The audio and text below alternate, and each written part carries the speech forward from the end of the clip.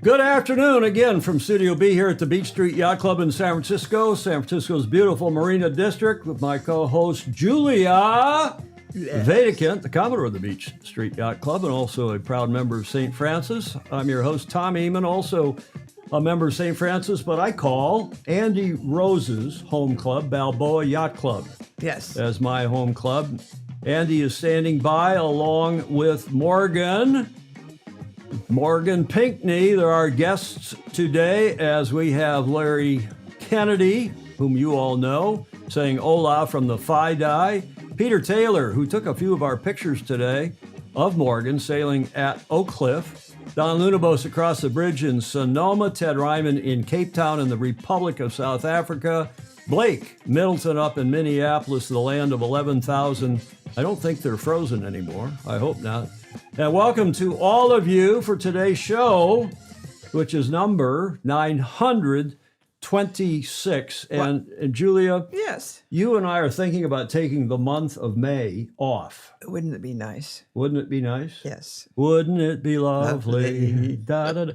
We've done so many shows. This is the end of our 10th year. Yes. So 10 years, sometimes we do, like Gov Cup, we do 10 shows in a week. Right. During the America's Cup, we did 21 shows in a month. Yeah. And we haven't had, other than a missed show for COVID or, one or two other, we really haven't had any time off in 10 years. So we're going to probably take May off. That's the plan anyway. And if we do, we'll let you know for sure, because we have today's show, Friday's show, and then 2 shows next week. Our last show will be May 1st. And then we'll have our hiatus, or as Julia and Andy might call it, a sabbatical. A sabbatical, yes. Only people who went to Stanford would call it a sabbatical, right, Andy? I don't have Andy's mic on. Would you call it a sabbatical, Andy? I got you on now. You're muted too, Andy. Yeah, well, maybe Yale people would call it that too.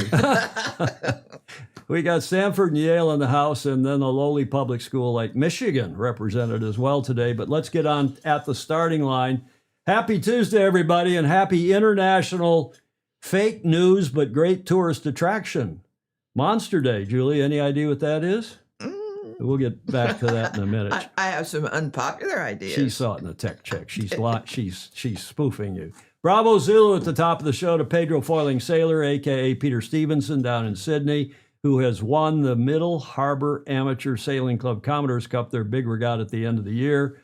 A quick note on that. Guests, as I said, we've got Road to the 2026 Governor's Cup, our second episode with Fosie's Morgan Pinckney, who's a skipper, top skipper, and Gov Cup guru. I call him that. He doesn't like it when I call him that, because he's also chairman of the steering committee and a former winner of that and the Congressional Cup and much more, Julia. I know. Andy Rose. And we'll get to Andy in a second. And Morgan, we're delighted to have them with us. Coaching Corner, John Emmett. Then we'll go to John Emmett in the B block. Just landed Heathrow from China. He'll be talking about gear failure and protecting sailors from the results of gear failure. I have a corrector crutonic today, Julia. SailGP's plan to put propellers on boats for a light air boost, like DRS in Formula One. We're going to talk about that briefly and see if We're going to decide for them? well, we won't decide, but we'll see what people on here think, if it is correct or crutonic. Mm-hmm. Alistair Murray will have an AAAA, Alistair's awesome Aussie anecdote on the beauty and benefits of sailing with family. And then the last leg, today is the 1 month to go to the preliminary regatta, the first AC-38 preliminary regatta in Cagliari in Sardinia. We'll just have a brief video preview of that. And of course, this day in history, Whiskey Tango Foxtrot, and of course, our fantastic Fosie on this show that we call Yacht Racing News, Views, and Notables, Julia. Indeed. Thank you.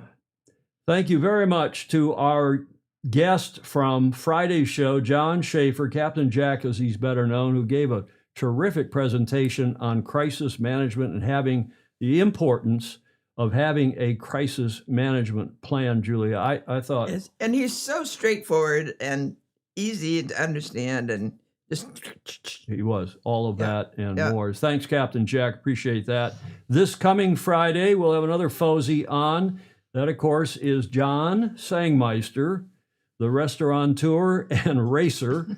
He will be live from the back end, I guess, from the back end of his 68-footer, the Alan Andrews sled, Rock and Roll, R&R, and they will have started, as will have Andy and his team on It's Okay, they will have started to head to Ensenada for the Newport to Ensenada race at noon next Friday, and Sangmeister will be live with us from the back end of the boat. He was first to finish a couple of years ago in 2024, at least among the monohulls.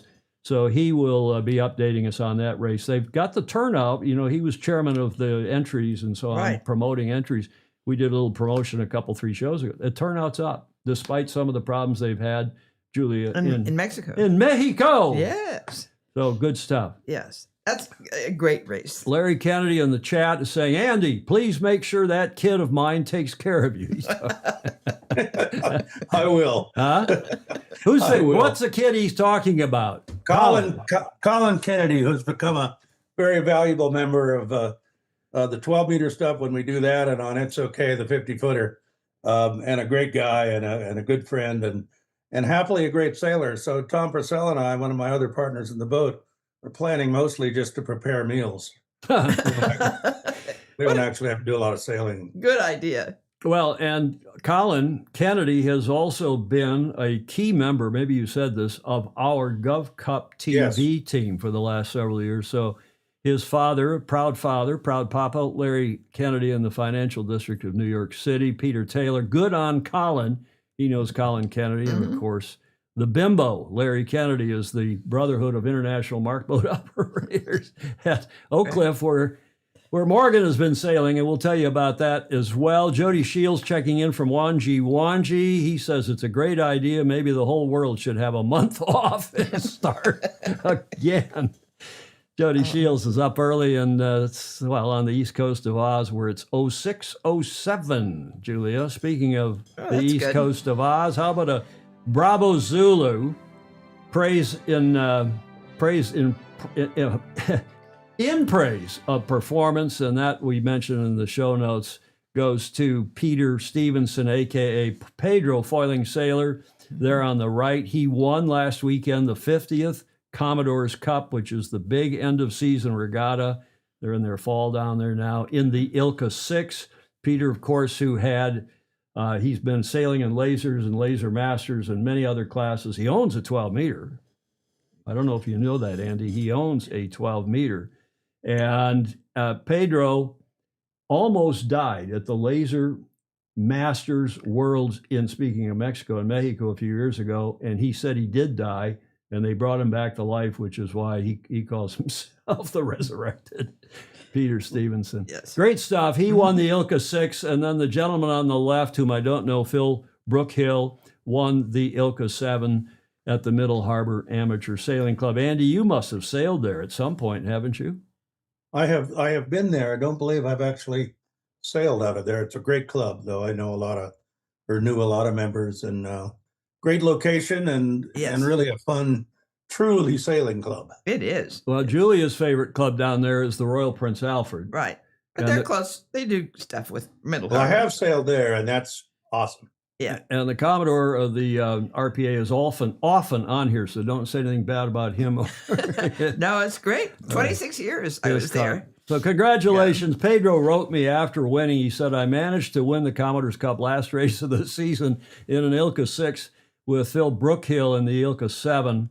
Also, again, up there on the left in that photo. Not far left. That guy doesn't look too amused over there, munching on his bun while the prize giving is going on. Pedro said, for me, it was more good luck than good sailing. I managed to spot a powerboat, of which there are a lot in Sydney Harbor, a powerboat coming through the fleet, sailed off to the left to pick up the bow wave of that powerboat for 200 meters, and I surfed over the finish line in first place. Oh, good show. So I got to ask Morgan Pinckney. Morgan, have you ever picked up a bow wave or stern wave of a powerboat to surf across the finish line in first place or otherwise?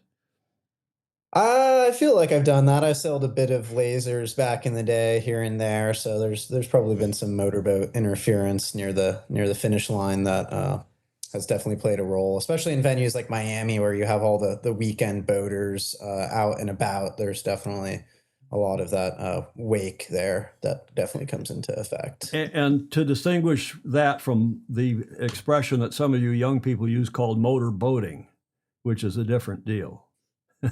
He's trying to keep a straight face. Ed Worley is asking, doesn't Pedro own the 12 that Andy sailed on in the AC? Well, Andy, what 12 did you sail on in 1977 as the tactician? Well, in 77, I sailed on Australia 1, but in 74, I coached as the match racing coach for the Australian team. So I got to sail on the Southern Cross, and then one of my favorite 12 meters ever, Gretel 2. Well, I think Pedro Foiling Sailor, about whom we've just spoken, owns Gretel 2 now. That's sort of what I thought. Yeah. And he is turning that boat into lots of things, but it's going to be a vessel, a mission to get veterans, especially wounded veterans, out on the water and participate in our beloved sport. So bravo Zulu to him. Hey, Andy, while we're on the Cup, what was that in 1977 about you that we had to write a rule ultimately? Well, I was an American sailing for Australia. What was that? Well, I don't know why the New York Yacht Club decided to do that. I was tactician and we lost all 4 races. So I'm really not sure what they were concerned about. Well, that was Ted Turner and Gary Jobson on Courageous, to whom you lost, but it was a lot closer than 4-0 and anybody who studied that series. And Andy, thereafter, some of us were commissioned to write a rule, which I penned, I nicknamed the Andy Rose rule when we wrote it. And that was the first really true nationality rule, saying that sailors on teams and designers had to be from the country of the club that their boat represented. Right. Yeah, Alan Bond invited me to come down and finish law school in Australia and do it again with him. And that would have been 1980, but I didn't do that. But it was a great experience. I'm very proud to have worn the green and gold. Speaking of which, Peter Stevenson is in the chat, and he says, no, I don't own Gretel. I own KA5, Andy. Well, there you go. So tell us about KA5. Well, I know that boat. That's Australia. That's the boat you sailed in 77. Yep. In the match. Okay, good. In the match. Yeah, we were just we were 12 meter off the pace. It's a matter of inches. It takes a long time. We had a little, Gary Jobson finally admitted we had a little edge at the start. It would take them quite a while to pass us, but pass us they would. Okay. Let's continue on here with our preliminaries here in the A block. Julia, what are we celebrating today? I don't know. Does that hint help? Oh, yes. Looks suspiciously like the Loch Ness Monster. Views of the monster lessen skepticism. Even the New York Times seems to have been taken in by this, unless, of course, it's true. Of course it's true. Oh, it is? Views of monster lessen skepticism was the headline in the New York Times. And it is therefore today, for whatever reason, I'm not quite sure how this happened, but it is International Loch Ness Monster Day. Oh, but I ought to celebrate that. The modern legend of the Loch Ness Monster, known by Scottish locals as Nessie, has been described as a shy, quiet creature who might have surprised or frightened folks, but who has never harmed anyone, they hope. If it exists. That gentler interpretation is part of the charm. A mysterious animal that prefers privacy fits. Mm-hmm. Huh? It all began with one woman, one sighting, and one monster that captured the world's imagination.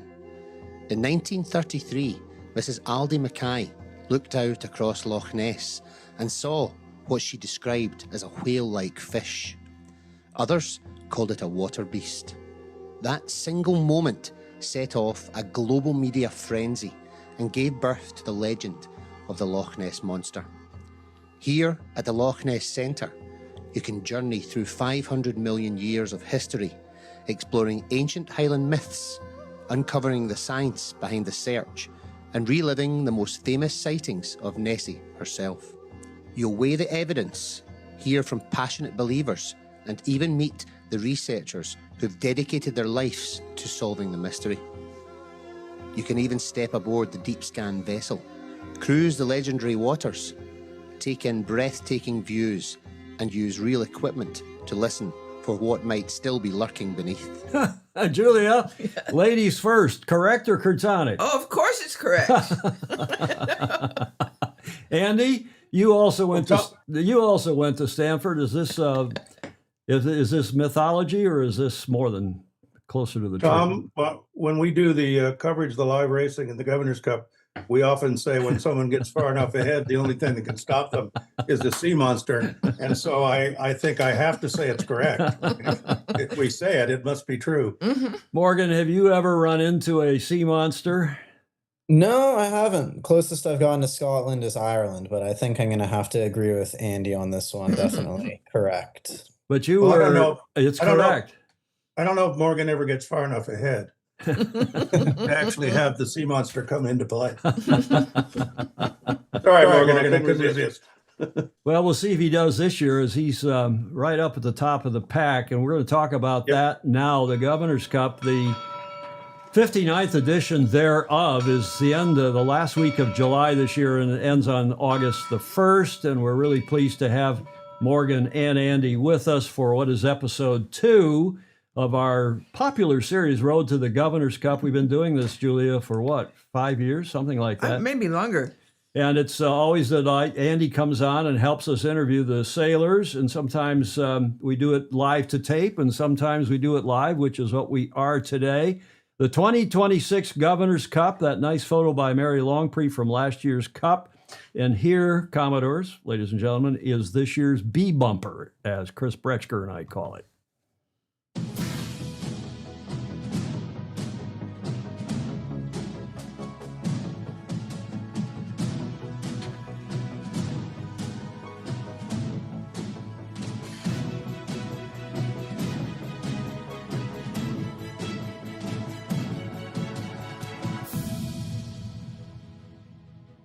Andy, tell us about last year's winners who you saw right at the end of that brief video, Cole Tapper and Co.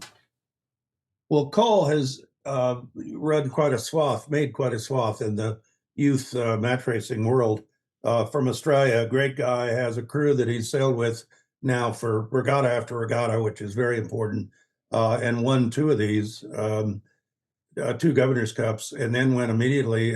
Morgan, didn't he? You both flew out immediately after last year to Oak Cliff, and didn't he win the Oak Cliff thing too? I actually, I don't think I remember. I think, yeah, I think he actually won Oak Cliff. Yeah. Yeah, I think he did. So, and he's been competing on a couple of the World Match Racing Tour events. So Cole is superb, as was Jeffrey Peterson.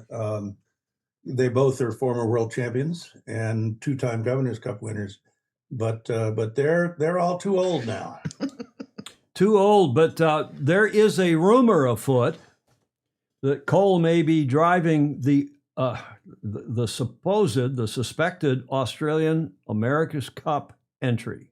Oh, yeah? We're not going to do too much about the Cup today, but we are tracking that rumor. And you'll be interested, Andy, if you haven't heard this, and Morgan, you'll be interested to know that apparently this Australian America's Cup team is going to look like Governor's Cup alumni, because Spithill's involved, Slingsby's involved, not that he was Gov Cup alumni, and also it looks like Cole's going to be involved, and maybe Olivia Price too. We shall see. So good stuff happening.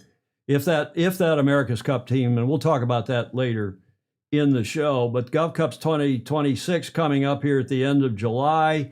And let's have a look at the press release that just came out today. Andy, of course, drafts these releases, and they get sent out by the club for immediate release today. The 59th Governor's Cup, we'll just excerpt 3 paragraphs from it. The International Youth Match Racing Championship announces today the 2026 invitees. We've already talked about a couple of them, and including Morgan. 4, Andy says, of the top 5 ranked under 23 skippers in the world are invited, including Prendergast and Pinckney from the U.S. Gov Cup is 27 July to 1 August. Newport Beach, California is the dateline after 5 years of dominance by Jeffrey Peterson of Fozy and Cole Tapper, another Fozy, who each won twice. A new generation of youth match racing teams will take center stage at the 59th Gov Cup, the International Youth Match Racing Championship. At the end of July, the invitees are led by the 3 top ranked skippers in the World Sailing Youth Match Racing rankings for sailors under 23 years of age: Ethan Fong, Daniel Kemp, and Josh Hyde. Andy. Yeah, we had 11 requests for information from combined New Zealand and Australia, which is a record. And you should see the spreadsheets that I did to try to compare them. And it was tough because they've all taken turns beating each other in the 9 regattas held down there that we use as sort of a benchmark. So pretty amazing. They'll be tough. Okay. Josh, Morgan, I think you can testify that Josh is pretty tough, eh? Yeah, Josh is good. We've had some really great matches against him, and he's a great guy overall. So I'm looking forward to sailing against him.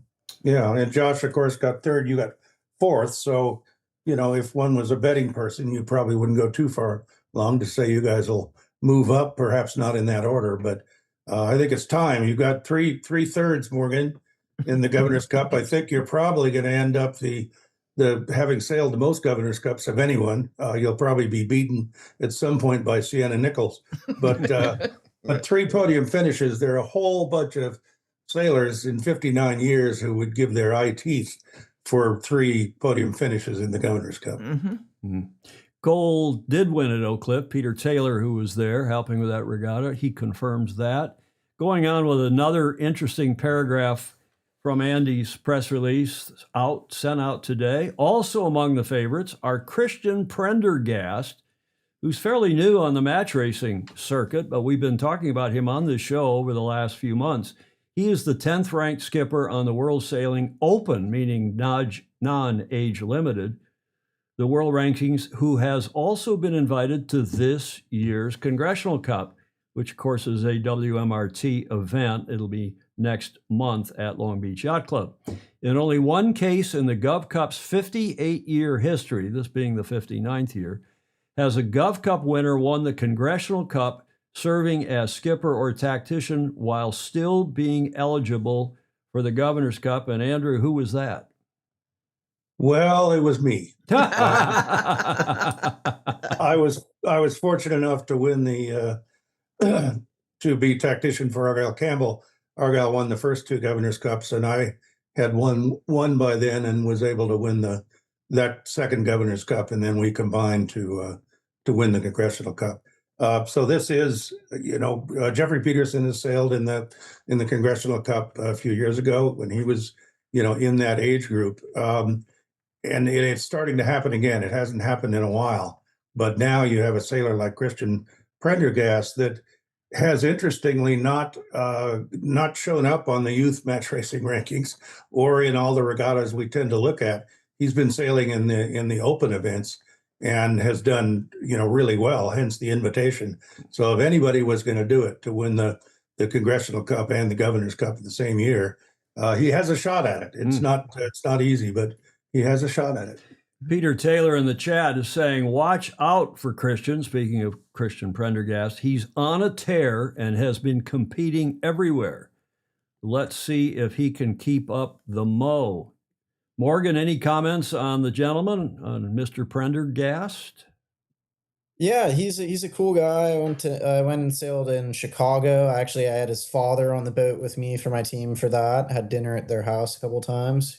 Great family, love Christian, and seems like he's doing really good things on the Open Tour. You're at Yale doing your last year or soon to be last year college sailing.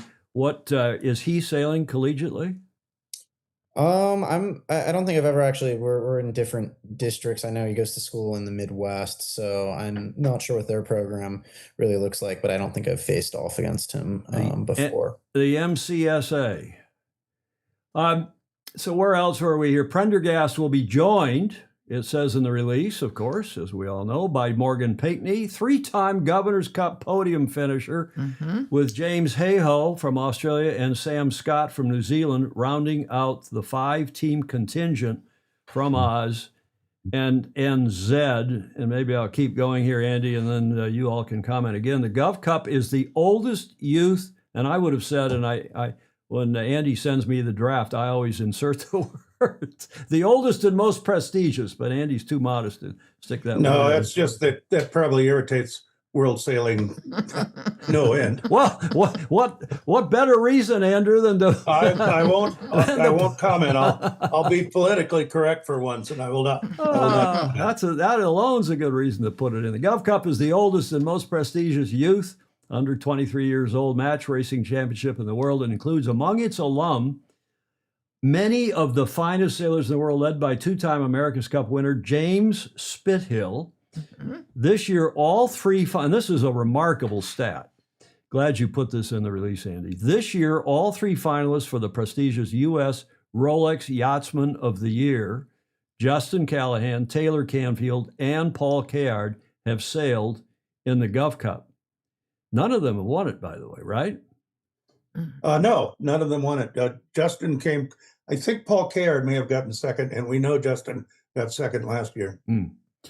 So those three, and then last month to top it off, at the premier pre-Olympic event, the first of the Grand Slam series of World Sailing's Olympic Classes regattas at the Trofeo Princesa Sofia in Mallorca, the second and fourth place finishers in the extremely competitive 49er class, and Nevin Snow has been sailing in that class for a while, but Harry Price is a newbie.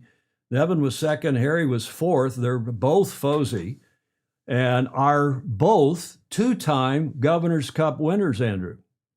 Yep. Nevin, I think, has an interesting statistic. He was one of the youngest, if not the youngest, and one of the oldest to win the Governor's Cup. Most two-time winners have won it consecutively, but Nevin took a couple years off and then came back just as good. Now tell us about the age gap, the age range, because you cannot have turned 23 when? By the end of the regatta, the start By of the the end of regatta? the regatta, I think World Sailing would like us to change that to calendar year, but we certainly won't do it next year for the 60th, but we may well the year after do that. I don't know. We're still discussing it. But yeah, so it's an under 23 competition. So, well and truly everyone that sails in it is under 23 years old. We have unlike the Rose Cup, we have no minimum age. And so Sienna Nichols, the Wunderkind, was actually sailed, I think, in her first one when she was, she was 15 years old, because she's just 17 this year. And this is her third Governor's Cup. And that's why you said she might even beat Eclipse, Morgan's record. Yeah, I think, Morgan, you started when you were 16, I believe. Yeah, I think it was 15 or 16. You're 16, yeah, which is still, I mean, let's put it this way, it's highly unusual. And of course, Sienna hasn't cracked the podium yet. You cracked it in your first year. Third in your first year as a 16-year-old is pretty amazing. And that's why we sort of look forward to this year. This is your chance to finish it off with a win. Now, this is Morgan's sixth year, right, Morgan? It is.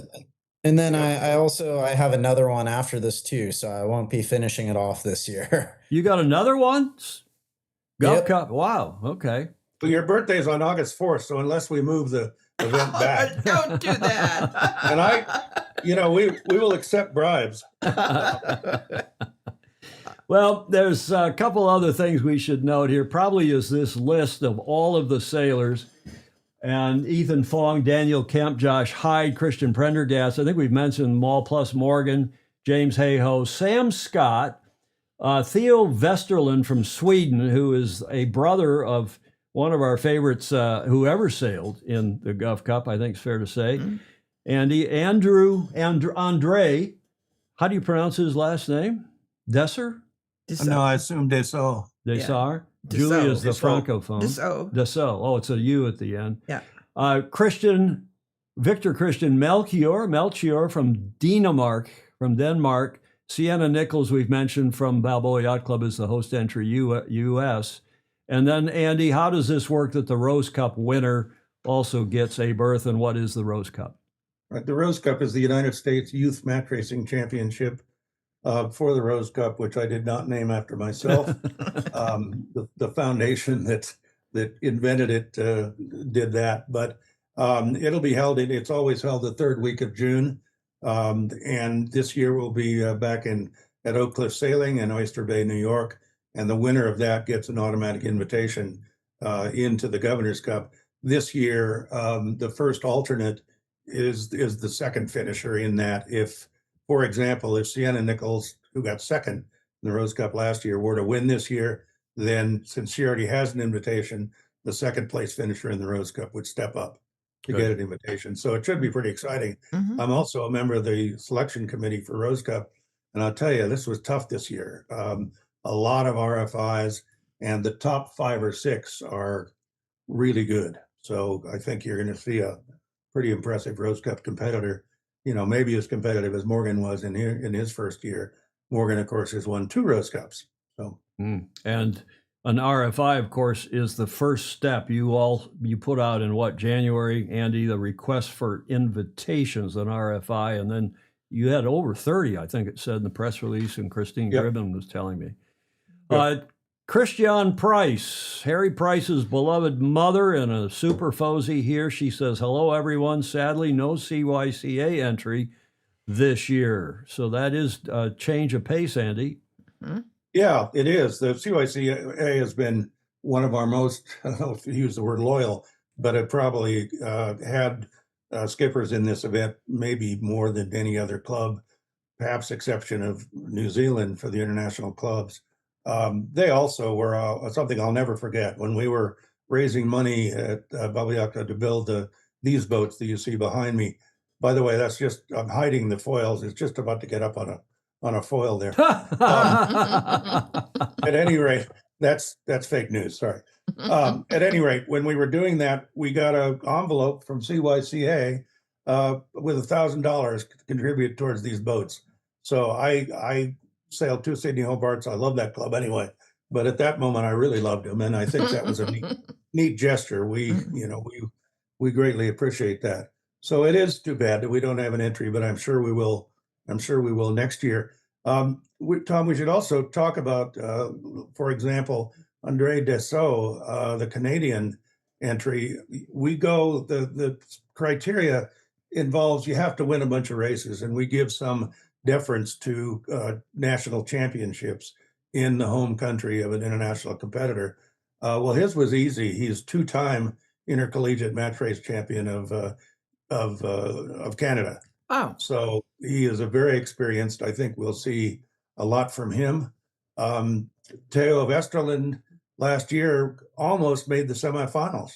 You'll recall that Cole was not having a good round robin, and Theo almost jumped into the semifinals. So we expect a lot from him.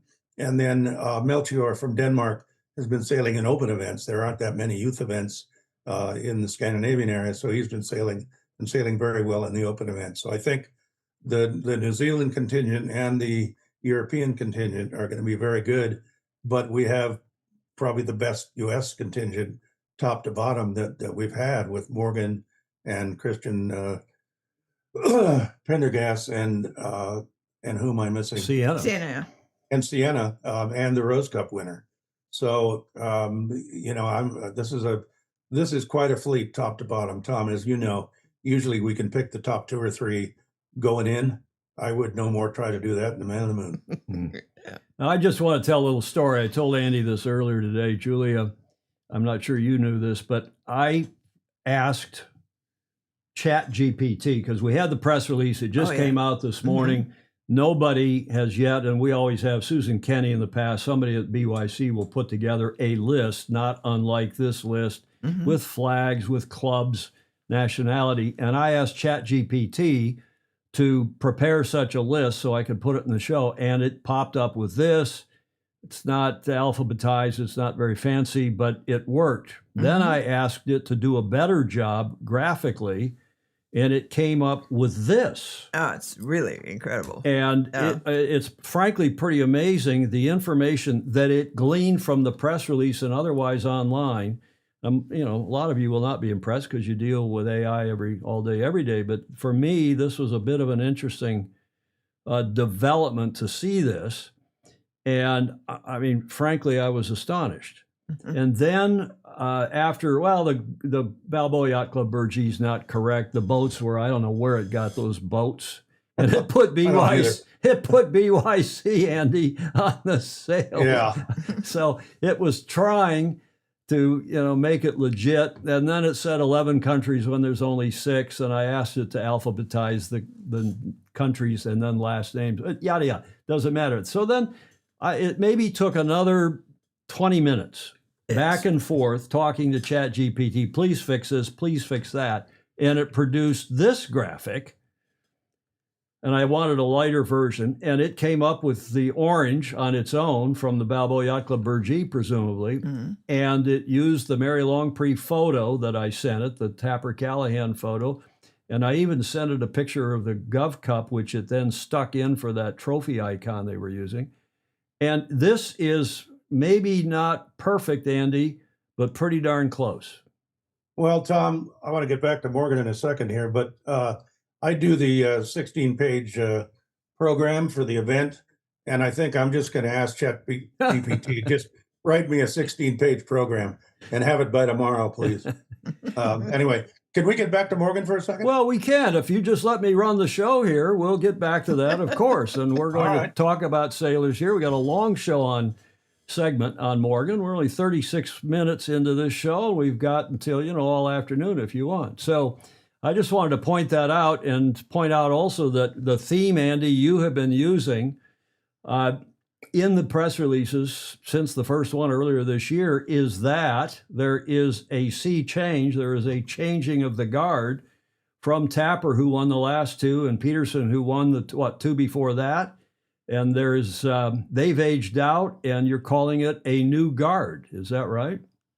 Yeah, without question. As I said a few moments ago, though, I think the whole list is deeper than it normally is, which one would expect when, 2, actually 3 of the competitors from last year, 2, Jeffrey was already aged out, but Cole and then their second place finisher last year, Justin Callahan, also aged out.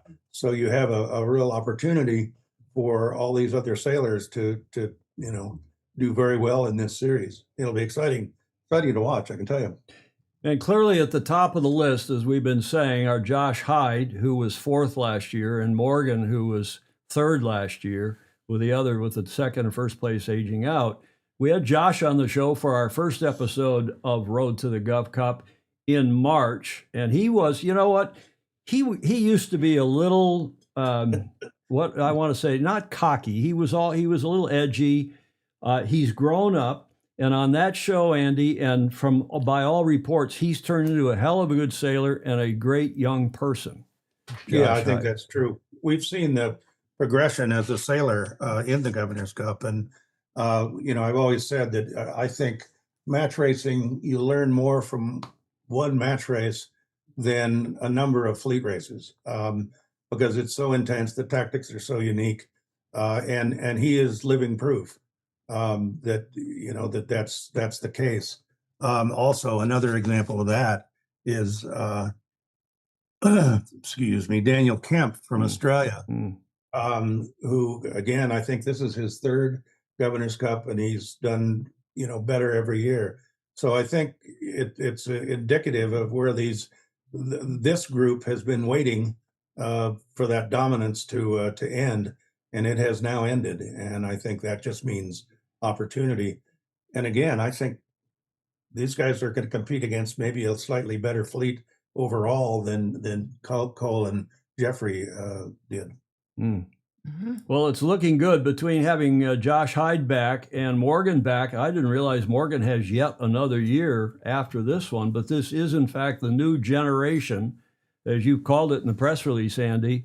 And particularly those 2, we just look at the results from last year. As we said, Cole and Justin have aged out, but Morgan and Josh, and then right on down, a lot of returnees, as you can see from the list we just showed you a few minutes ago. And it's going to be, I think, a fantastic event. Morgan, can you come in now and tell us this photo, I believe, is from 2021, which I checked again with ChatGPT, and I'm told that that was your first Gov Cup, what, 5, 6 years ago. Did we lose Morgan? Sorry, There I he is. I forgot I muted myself there. Yeah, that was my first Gov Cup, and that was actually my second match race ever. So I really was pretty green to the whole thing there. Yeah, You- Morgan, we watched a lot of Rose Cups, Tom, and we did our live coverage. We took the Gov Cup TV team up to Long Beach to watch that particular Rose Cup. Morgan won with Justin Callahan second. I believe it went to 5 races, first to 3. It went to 5 races and with some incredible match racing for 2 guys that really had never match raced. And it amazed me. I mean, that just went to the quality of these 2 sailors. So, Morgan, let me ask you this. Your record has been great, but there were 2 years where you didn't do as well. What do you think the difference is between your podium finishes and non-podium finishes? Well, I mean, I think every year it's just different conditions, and you have different kind of crew members on the team.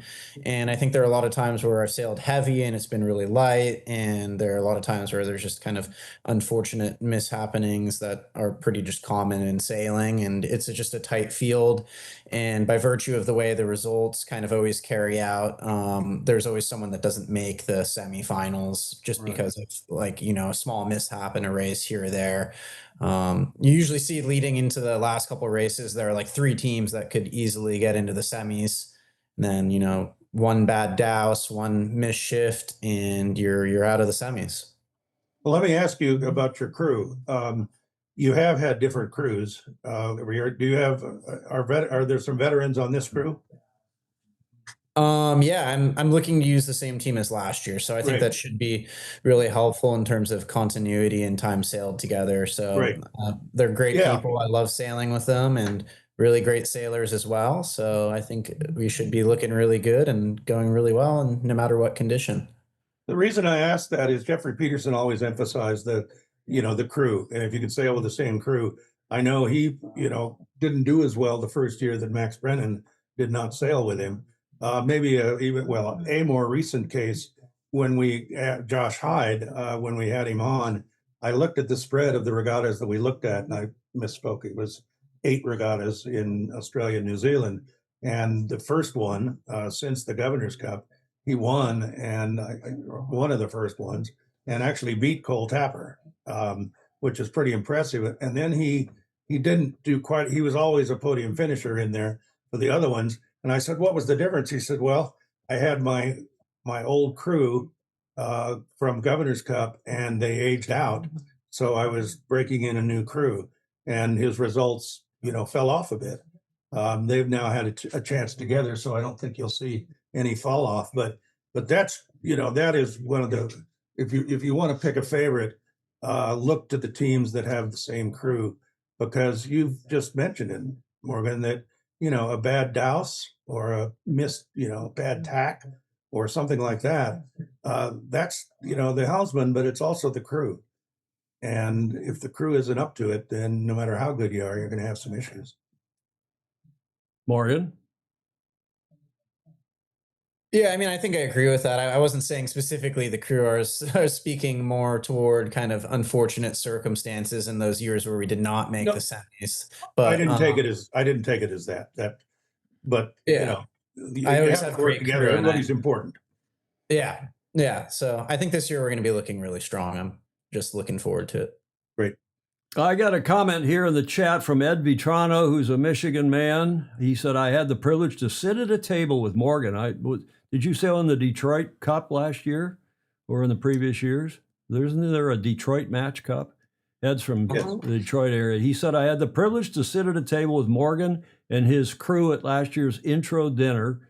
Could not have asked for a more courteous, enthusiastic, and inclusive experience exhibited primarily by Morgan. He's my pick." Now, there's a guy from Michigan who is very, we people from Michigan are rather judgmental and careful, right? Morgan, what do you think of that comment? Well, thank you. I appreciate it. I think that's kind of one of the greatest parts of our sport is we're, A, we're on the water, and B, we're not driving out to like a convention center in Fresno where you play your game and then drive a couple hours back home. You can actually sit down at a table and have dinner and a drink with people and have great conversations and, really get to know people. So Rick Bannerow asks, what is your residential college in New Haven? You may not want to answer that. I am in Trumbull College. Trumbull. Yeah, so at Yale, we have a residential college system where it's like you kind of get sectioned off into different housing agreements. In each college, we have like intramural sports where we play like basketball against each other. And I'm in the Trumbull College. Do you ever Move ride a tricycle in any of those basketball games? Oh, yeah, there's been tricycles ridden. Thank God I'm a better sailor than tricycle rider. Andy, you tell the story if you want, but just briefly. I don't have the video, but I was mad keen to put the video in. Well, Morgan, there was some video. Morgan in a tricycle race at the halftime of a basketball game, and so we replicated that at the Governor's Cup opening dinner with put him against Justin Callahan from Harvard.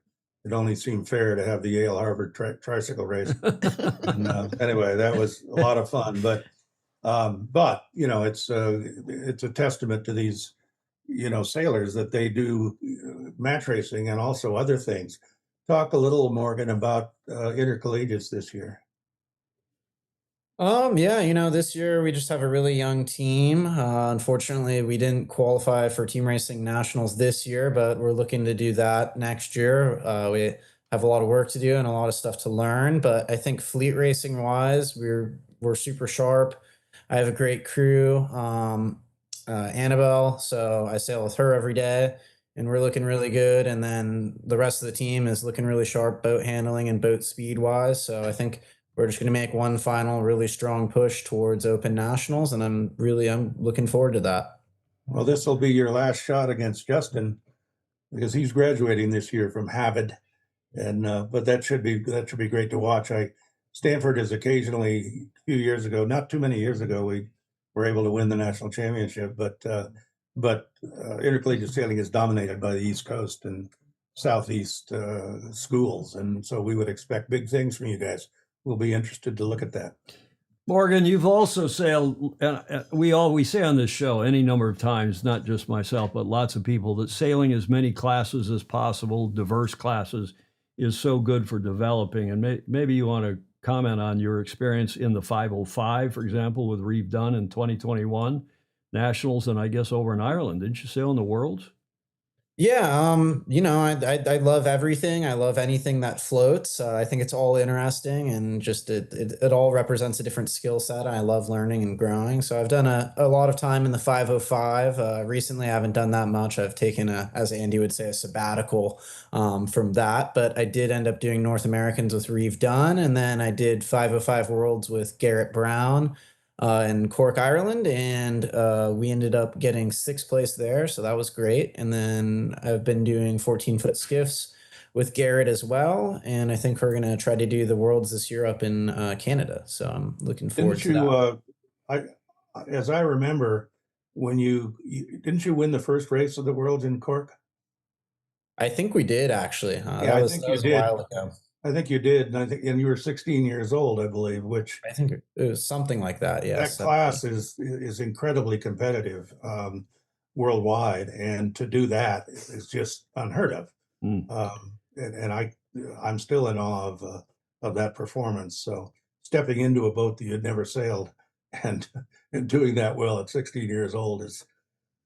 Oh, let's see. And as they said about Jack Nicklaus, that man plays a game with, or is one of the great pros of all time, said, Jack Nicklaus, that young man plays a game with which I am not familiar. Morgan, sometimes you play this game in a manner that I'm not familiar with. So, well, he was familiar to all of us when we covered the Rose Cup, Andrew, the cup that you did not name, but is named after you. It's emblematic of the U.S. Youth Match Racing Championship. I believe this was up in Long Beach a couple of 3 years ago, was it 2022? So 4 years ago, Gulf Cup TV, as you mentioned, Andy, covered it. And you've won the Rose Cup, if I if I'm correct, and Andy, I think you mentioned this, you have won it twice. Is that right? Yeah, that is right. Yeah, I won it twice. Andy, was that in the Rose Cup or was that in the Gulf Cup? And we had Morgan and Justin, was it, two of the great sailors sail off to Long Beach in a upwind? What was that about, Andy? That was, no, I think that was in the Governor's Cup, and I think it was Jeffrey and Cole, I think. Was it? I think that was me and Justin. Yeah, Was it? Yeah, I think it was. And they sailed each other past the weather mark, and then it just kept going as tacking on each other, and it was a fabulous. Morgan, it was just a fabulous experience to see you guys. We're calling it. In fact, we're on the back of the boat, which is at the finish line on the big media boat. And you guys, we lost connection to the boat. We lost connection to our boat, the camera boat that was covering. We got the binoculars out and said, maybe it's time for a lunch break. Well, I think someone said that, the weather legs on these are only about a half mile or, a bit more than that, but 3/4 of a mile. But I think someone said, yeah, this is the only time I've ever seen a closed course race on short courses sail into another county. All the way up to Long Beach. I go back to the pictures here. This is one of my favorite photos of all time, not just of this show. Morgan, tell us about Gdynia, Poland. Yeah, that was this last summer. We were in Gdynia, Poland for the Youth World Championship.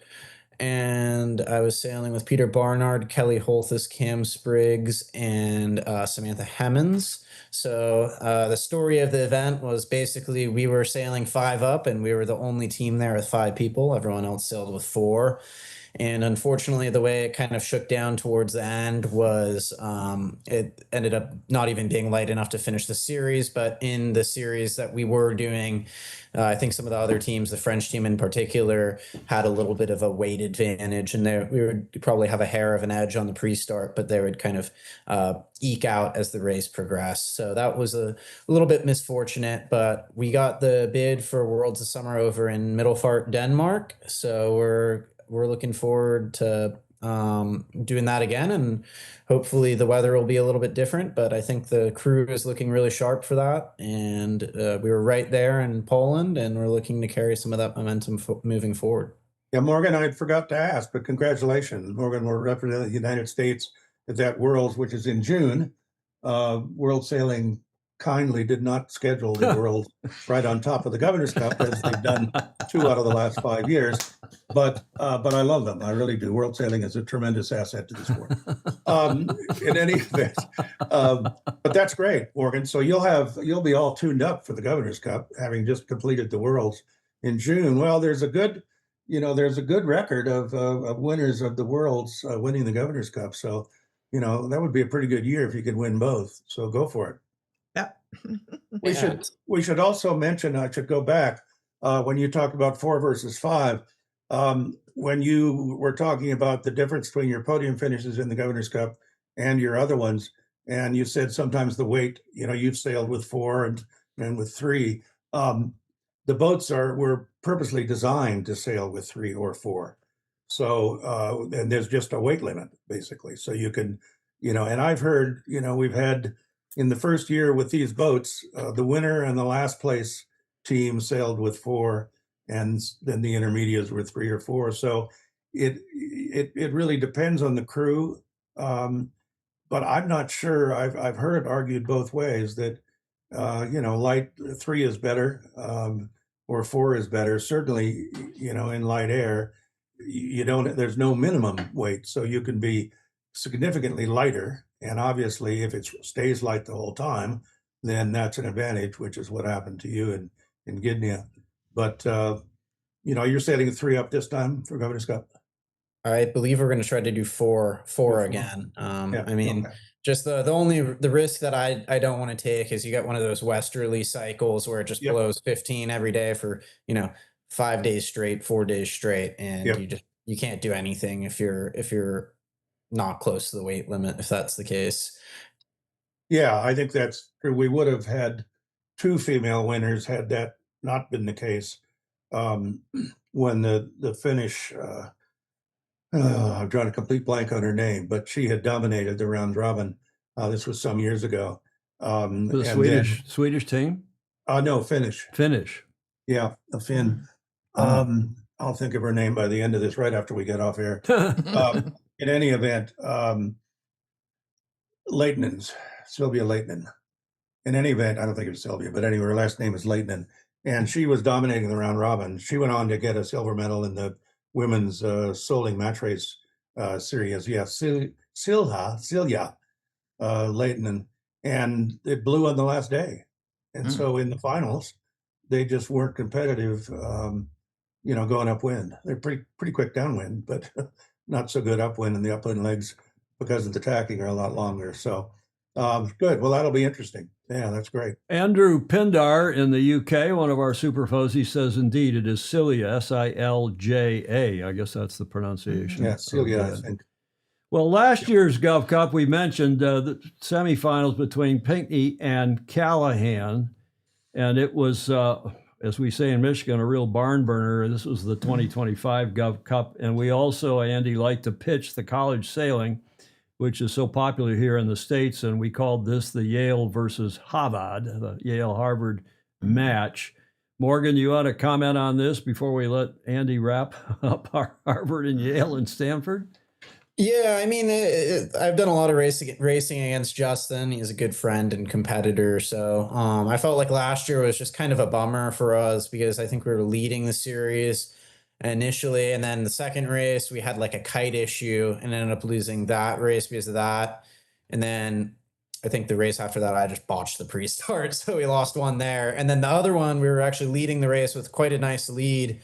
It was the last race. I think we were kind of like tied up or something like that, and we were leading the race by a little bit, and Justin got like a miracle lefty that none of us on the boat seemed to see, kind of came out of nowhere, and they ended up getting us there. So I think it was just I wish those two things didn't happen because I think it could have been a little closer, but nonetheless it's always great sailing against them. If you know the wind's going to stay steady, it's easy to hold your lead in a match race. You just cover the other boat. Nothing's ever going to happen, but the wind doesn't stay steady. So especially here, sometimes later in the day, or if we have a southerly all day, it can be pretty shifty. But Andy, at any rate, Andy, question from Alistair Murray down in Melbourne, who's past president of the Australian Sailing, as you probably know, and a great guy, regular contributor to the show. He says, who are the Crowl, Croul family, and what's the sponsorship situation for the Gov Cup?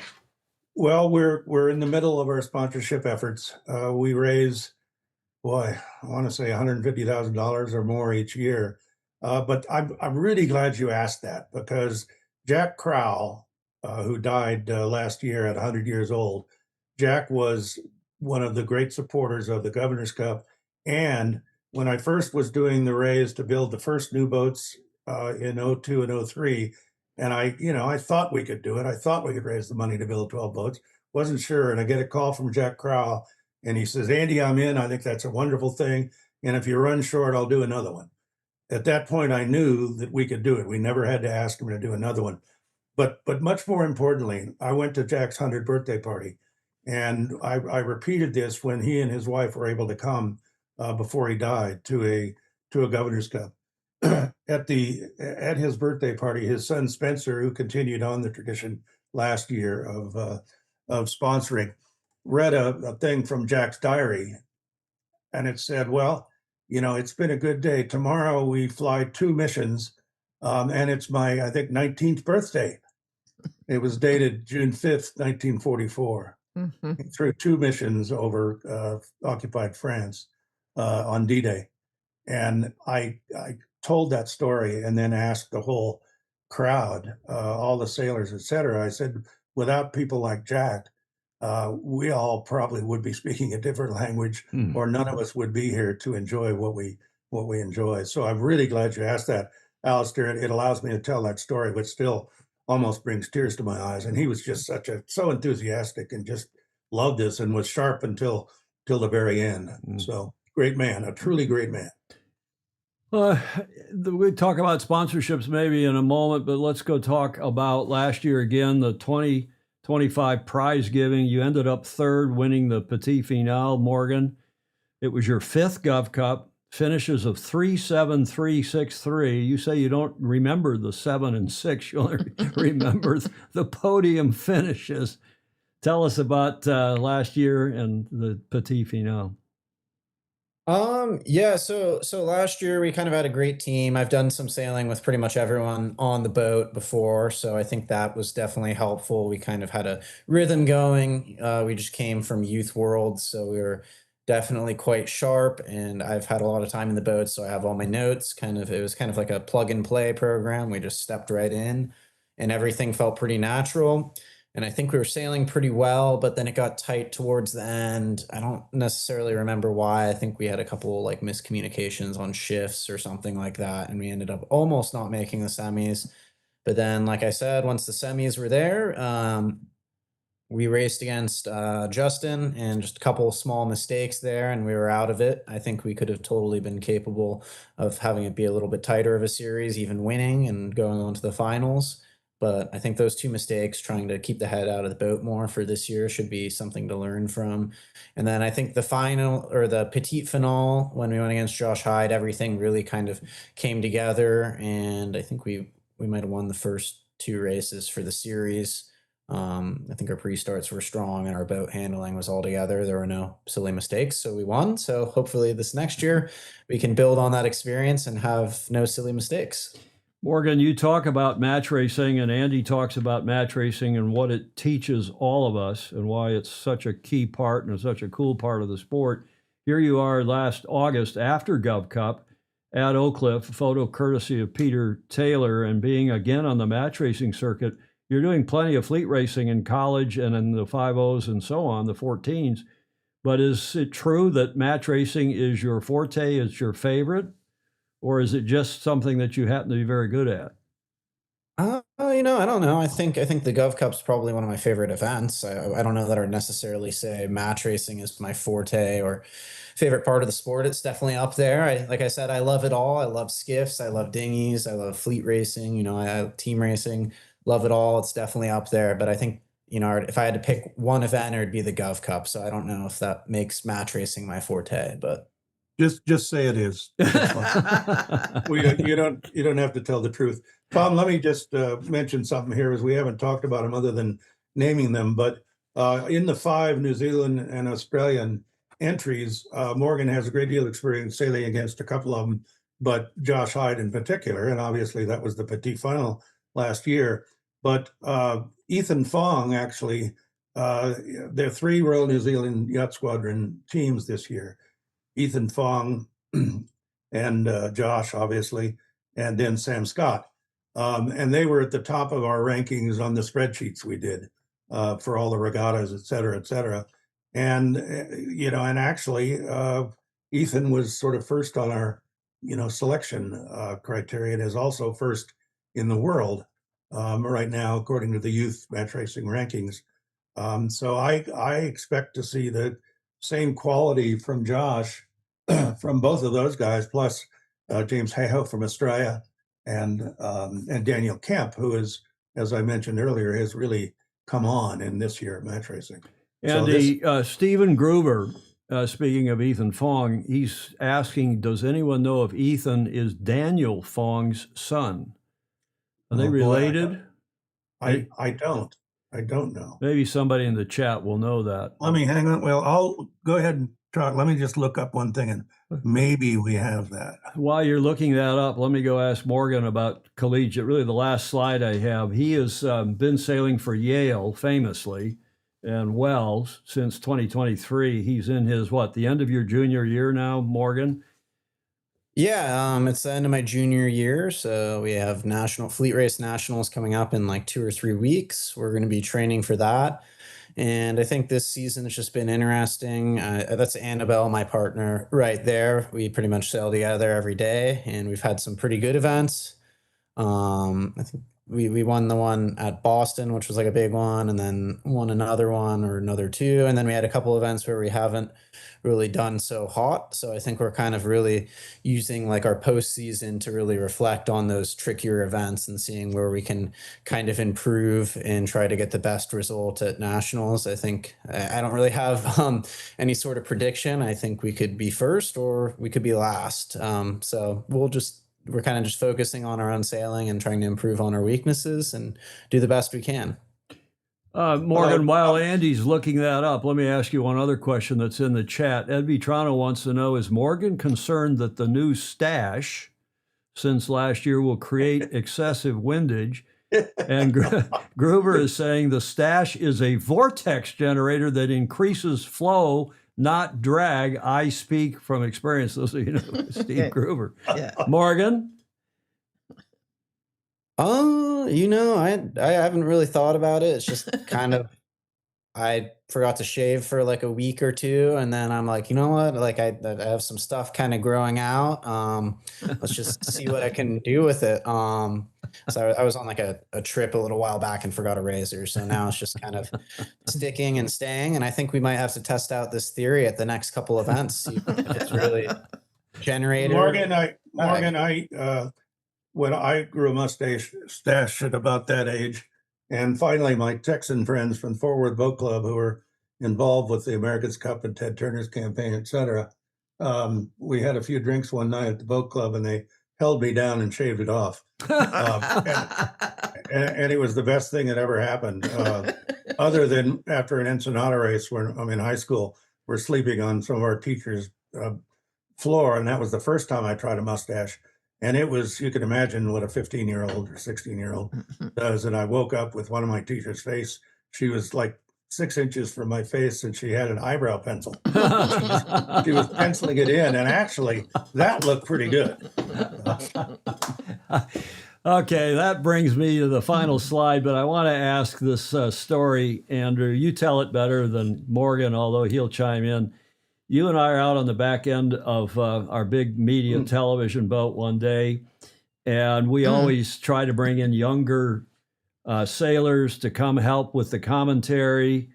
And you said, well, I've invited Morgan to come out, but he didn't meet us on the dock before we docked out at Balboa Yacht Club. But I think he might still be coming. Andy? Well, it was. This was for the World Championships that we held here after the Governor's Cup. And I think in 2021, and Morgan said, well, yeah, no, I'm coming. I said, well, how are you getting there? He said, I just grab my board and paddle out. And so he did. He got on board, picked the board up, put that in, put on one of our shirts, and came up and did a superb job in commentary. But happily, the committee boat, we sail pretty close to the coast. And so Morgan was able to do that, which was funny and great because he was a great addition to our group. And then afterwards, if I remember well, we said, well, Morgan, you want to go back to the club with us? And he said, no, just slow the boat down. I think I'll hop in and paddle back to shore, which we were good, half, 3/4 of a mile off. Morgan, you remember that, Morgan? Yeah, that was great. I remember, I'm pretty much like in my free time when I'm at home and not, in New Haven, and I have the opportunity to surf. I really take advantage of that, and I try to surf every morning in the summer. So yeah, I think I was just in that routine, and I got out of the water in the morning, and I saw Andy had texted me, and I'm like, shoot, it's too late to get on the boat. Well, they only sail that far. So I got like a dry bag, put a towel in the dry bag with a shirt. And there he was. Paddle out, and it was nice and convenient. It was great. That brings us to the conclusion, unless, Andy, you've got a final question, but I just want to say for the record that the Gov Cup, the 59th edition thereof, the prestigious and oldest International Youth Match Racing Championship, will be at Balboa Yacht Club. We'll be doing 10 shows in 6 days, live TV, the Gov Cup TV team led by Chris Bretschker. 27th of July through the 1st of August. Andrew, final thoughts, final questions from you, and then we'll go to Morgan. It's great to see Morgan here. I look forward to seeing her in a few months. I just want to thank the FOSI for watching this and all the very good questions. And it's it's kind of encouraging that people think the Sailors and the Governor's Cup are something important, because I certainly think they are. They are indeed. And Morgan, one of the most important these days, certainly in this country. Morgan, final thoughts. Yeah, well, thanks so much for having me. I'm right in the middle of final season, and then I have nationals right after that. So I'll be sitting in the library thinking of sailboats and dreaming of the Gov Cup. Good. Well, good luck on your finals, and good luck in the intercollegiates. I will eagerly look forward to the daily results from that. Thank you. Andrew, Morgan, thank you very much indeed. Great pleasure to have you on. As we have done our episode 2, we'll try to do some more episodes between now and the start of the Gov Cup on the 27th of July, Julia. It's so much fun and interesting to meet the sailors and really get to know them, so that you sort of follow them through their. And we usually say it gives us great confidence, It does. not only in the future of the sport, but to some degree to the future of the world. Absolutely. It does indeed. Thanks, Tom. Thank you, Andy. Thank you, Morgan. And we'll move smartly along here now in the show number, whatever the hell it is, 926. It's hard to believe. We've got John Emmett's Coaching Corner. The international man of mystery, John Emmett, flew today from Shanghai back to Heathrow, sent me this picture. And I said, what are you doing, John? I thought you were in Shanghai racing in the Shanghai Open event or something. He said, yeah, but I'm already about 4 or 5 hours out from Heathrow. I'm almost home. So he flew today from Shanghai. He's in the chat. Fortunately, he had time yesterday to send his report. But before we do that, I just want to point out that this event in Shanghai has become a bit of a deal. This is the opening ceremony.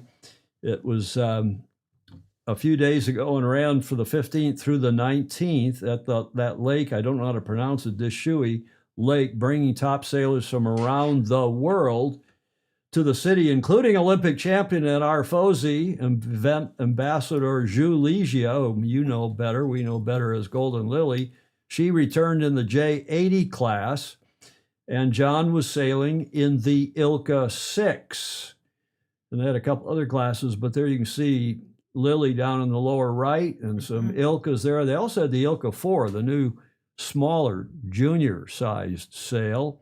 Big J80 fleet. I was pretty impressed by that. There's Lily driving the back of her J80. And people who asked, do John and Lily ever spend any time together? Well, there they are. Julia. I know. In the same photo. Wow. So that was pretty good. And then, of course, we have a report, as usual, from John. Hi, Tom, Julia, and all the Fozy. Welcome to John Emmett's Coaching Corner. Today, we're going to talk about gear failure. Now, it goes without saying, we hope there will never be any gear failure, but it's a fact of life that unfortunately these things do happen. I guess if you over-engineered everything to the point that it would never fail, it will be very expensive and probably very heavy. So that there needs to be a point there. And the first point is really about looking after the sailors and preventing the potential for loss of life. One of the very nicest people in sailing, Sam Richmond, lost his life. I think that was gear failure with a block that hit him. And there's lots of examples where something's failed and it's caused serious injury or worse. So we need to think about protecting the sailors. And I think, the higher performance you go, having crash hats and breathing equipment and knives to avoid entrapment becomes really important in case there is that gear failure. I also think when you come to design something, you want to make sure the easiest part to replace is the most likely to break. So, for example, if you hit an underwater obstruction in a dinghy, it's better if you smash the centerboard rather than having a centerboard that's so tough you cut the boat in half and break the centerboard casing. It's very much like when you fall, you usually break your clavicle rather than a thicker bone. So you need to think, what's the cheapest, easiest to replace, and ideally, what could you probably get back to shore without. But of course, we all hope there'll be no gear failure. And you can sometimes get this cascade effect where you break something and that causes something else to break. So often if you have gear failure, you need to look around and see if there's a possibility something else might go. And better safe than sorry, a lot of the time return to shore. If you have a class where there are known weaknesses, things that are going to wear out quickly, just do that general review. I would suggest just part of your routine, post-sailing, just wash the boat and check everything is working, because nobody wants to lose a day's sailing or worse because something failed. But gear failure can and does happen. I would say the majority of classes are much better than they were a decade ago, because technology moves on, materials, knowledge, etc., and things very slowly get better and better. A little bit of evolution rather than necessarily a revolution. But yeah, do think about gear failure and the replacements you need, and just try as much as possible to help new people to the class so they can avoid those common mistakes as well. And with that in mind, sail fast, sail safe, and have fun. Our internet, he says. I remember. Next week, I'll be able to make it on the live show because I'll be away from China, but we'll see. He made it today. He's in the chat. Yes. I remembered he added that to the end of his report, but that's John Emmett, our international man of mystery, who moves from Australia back to the UK, to China, back to the UK. God knows where he will be next, Julia. Absolutely. John Emmett Sailing, get to the front of the fleet, superb Olympic coach and beyond. And we've been at the end of John's report reminding everybody to keep the big push for Paralympic sailing in the Brisbane Games in 2032. We want to get sailing back in the Paralympics one way or another. One way or another. You know, speaking of AI, I should also mention that in this graphic, thanks to Tom down in Newport Beach, our superb, good photographer, we had... I had this image, and I don't know if you can tell, but it's a little grainy in a couple places, but I had a low res version of this picture, and frankly, it was really pretty lousy. And I sent it down to Newport Beach to our GovCup guru photographers. And here. GovCup guru pen photographer. Julia, I'm confused here. That's why we need a break in May, I think. Yeah, Take it's a good idea. And he sent it back using and he sent it back in about a minute using some AI software with Photoshop. I mentioned it to a couple of you, and it's unbelievably clear. Mm-hmm. And if I showed you the before and after picture, it's restyled. That's in the back. That is Morgan Pinckney, of course, and it's restyled his hair into something a little more. Well, his curls are plenty fashionable. Took the sunglasses off this guy and made him a little more presentable. Cleared up her face. Not that her face wasn't good to begin with, but you can now see it a lot better. Mm-hmm. And then this guy, the forward hand on Morgan's boat, had an enormous, and Jody Shields appreciate this, butt crack. And it covered, Julia, I kid you not, it covered you can see the shorts go up there now in a tight, all within a few seconds by AI, and we appreciate. I've got to start learning to use that. You don't have to start learning that, Julia. But it's also magical. Just the key is to have somebody that you tell, hey, do this for me. Okay. Just because you went to Stanford and you're so damn smart, you don't have to do everything yourself. Oh, but I want to. God, you ought to tell you what, folks, you ought to drive with Julie because she tells you to park here, park there, turn. She hasn't driven now in 10 years, and she's telling me Not 10. Well, 8, whatever it is. 3. Andrew McIrvin says it's cover your ass AI.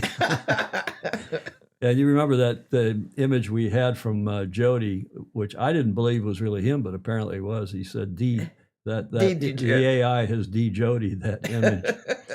And John, according to Peter Stevenson, will be in Greece in 5 weeks' time for the ILCA World Masters Championship. Wow. Uh, He's won at least one before. well, he's won more than one. Yeah. John has. He's won Right. the whatever division. I can't Masters. remember. It's only 5 weeks away. I'm just saying. Okay, I have a correct or croutonic for you all, Hmm. and we mentioned it at the top of the show. Is it correct or croutonic that Sail GP is talking about putting propellers on the boat? And just to clear it up, because you'll see a video in a moment where they reference Formula One's DRS system, which is drag reduction system, with which an F1 driver controlled aerodynamic device introduced in 2011 opens a flap on the rear wing to reduce drag, increasing straight line speed by up to 17 kilometers per hour. To aid overtaking, it is activated via a steering wheel button in designated zones, provided the driver is within a second of the car ahead. And that is F1's DRS, which has also been controversial because, again, if you're up close behind a car Hmm. and you want to be able to have essentially not more horsepower, but less drag to get out and around before the next corner and pass the car ahead of you. And yeah, it's created more passing in F1, and more people seem to be interested in certain aspects of Formula One when there is more passing. Hmm. But should we have propellers on the Sail GP F50s that Russell's saying, well, you could use it for maybe 30 seconds at certain moments in the race, but only 30 seconds if you wanted to try to get yourself up on the foils if you'd fallen off, or you've got some port starboard situation and you want to zip in light air across ahead of the other boat. Well, I thought this was interesting on The Foil, that new website that's also doing a fair bit of video concerning the Sail GP. Have a look at this, and then we'll ask you again, is it correct or croutonic? Do not bring propellers into a sailing race. Get out of town. That's the biggest load of nonsense I've ever heard. But apart from dropping the board and kind of waggling your way, there is talk of other methods of propulsion which kind of tinkers with the very essence of sailing. Am I right? There was a propulsion system, electric propulsion system, that was being trialed last year, with the idea being a bit like DRS in Formula One. You get, let's say, I haven't heard the numbers, but let's say it's 30 seconds of boost that you can deploy at any given moment that you choose during a race. So it could be off the line to get you popping up on the foils, or it could be wait for everyone else to burn out their 30 seconds worth, and you see that little gust come along that will be, you just boost yourself into that gust. And then once you're up on your foils, the propulsion isn't doing anything at that point. It's out of the water. But the idea is that you've had enough of a launch to keep you going. This divides people all the time. People say this is a farce, this is stupid. I personally love it.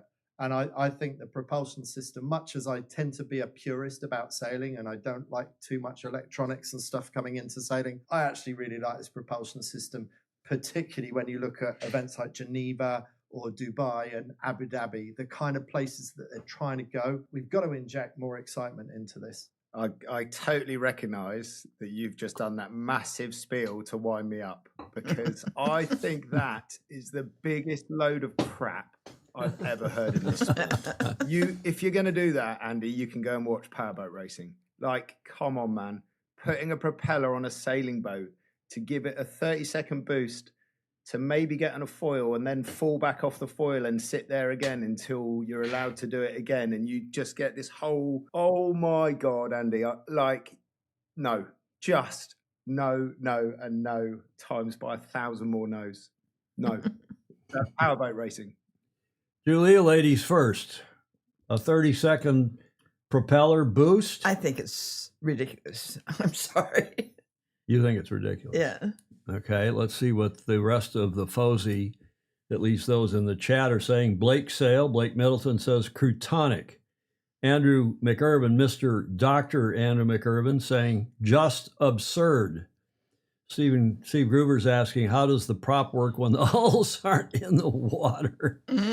Ed Worley, he's tracker 1265 on YouTube. Ed is saying, Sail GP, Crutonic, but the show must go on. They must provide a show for the sponsors. As Russell Coote stated, Sail GP is a sports product. Sounds like Ed is open-minded at least. Rick Bannero, yes, add propellers as long as Russell, Stevie et al. Also wear propeller beanies during all media interviews. Bannero. John Emmett, well, they can amend Rule 2 of the racing rules. Everybody's laughing at Rick's comment. Ryman says, Ted down in South Africa, they haven't got DRS in F1 this year. They now have movable front and rear flaps so they can get to the end of a straight without running out of electricity. John Emmett is with Freddie Carr, that the guy at the end there that said, no effing way, basically, to paraphrase him. What else? We received a lot of message. Baton Rouge, if you have to add propulsion, choose different venues. Well, the problem there, of course, is that the venues are paying real money. And unfortunately, our sport goes to venues now which have the possibility of stadium racing so they can build bleachers, whether or not there's wind and whether or not the shore is blocking the wind, yada, yada. Chris Fury down in Melbourne, whose wife is about to be the Commodore of the Sandringham Yacht Club, is saying, another reason not to watch Sail GP. Blake Middleton, no, no, no. And on. Is it both correct and Crutonic? It saves having a towboat to launch them like a rubber band to launch a glider to fly. I'm not sure about that. Clark Chapin, I can't even. Alan Long, Crutonic. Alistair Murray, Crutonic. Fabian Haraldson, how about not racing in low wind speed venues? Echoing what several of you said above. Chris Exley, Crutonic, hold the events in venues with more reliable wind. Steve Atkins, Sail GP, yes. Power, no. Ted Ryman, I thought it was only supposed to help out onto the foils and light airs. It's still Crutonic. And Ed Worley clarifying his position. I do not support props added. Well, Julia, it seems like most of the FOSI agree with you. Yeah. And I just, and Freddie Carr, I just think it is myself. I just think it's entirely, completely Crutonic. Now, I got one other comment, because we're not going to do much in the way of America's Cup. But remember this, when we move ahead here, I'm going to have one slide on the America's Cup, and I've got something to say about related to this DRS thing in Formula One. By the way, the next event is a month from now in Bermuda. The Apex Group Bermuda Sail Grand Prix is the 9th through the 10th of May. So not even a month. I beg your pardon. That is only in, 3+ weeks. So not quite a month. And that will be the next event, followed by New York at the end of May. They're doing 2 events, bang, bang. And then up to Canada, to Halifax, the 20th and 21st of June. Speaking of the America's Cup, I've got this one slide. And the concern, the criticism, Julia, about Formula One this year, and I was, as you all probably know, many of you know, I was involved in Formula One professionally for almost 10 years. The cars have become so drive-by, fly-by-wire, drive-by-button, drive-by-computer, Right. that the controls are increasingly computer-driven or computer-operated. If you saw that Jimmy Spithill interview that was done a couple weeks ago that we aired on the show on Friday, where we talked about it on Friday and did some outtakes from it, thanks to Richard Gladwell, the America's Cup boats increasingly are push a button. Yep. And then that button activates the computer, which activates different things that do in sequence. Up to 87 things, he said. Adjustments on a single sail change. On a single button push. Yeah. Unbelievable. And we are getting farther and farther away from the stuff that most of us love, which is human interaction. Yeah. Somebody suggested to me the other day, remember the old ABC Wide World, in fact, it was Sangmeister, I think, the old wide world of sports. Yep. The thrill of victory and the agony of defeat. We had the Saturday show in the U.S. for years. Yes. ABC's Wide World of Sports, and it was, before cable TV, before the internet, and everybody watched it, and they covered a lot of different sports, including yacht racing on that, maybe briefly, but sports you wouldn't otherwise see: football, basketball, hockey, baseball. And the thrill of victory and the agony of defeat, and it personified it, it portrayed so well the human aspect of sport. And I fear, and this is a bit of a rant, a bit of an editorial, I fear that the Cup is increasingly losing the plot, especially in this respect. Yeah. I don't know how the rest of you feel.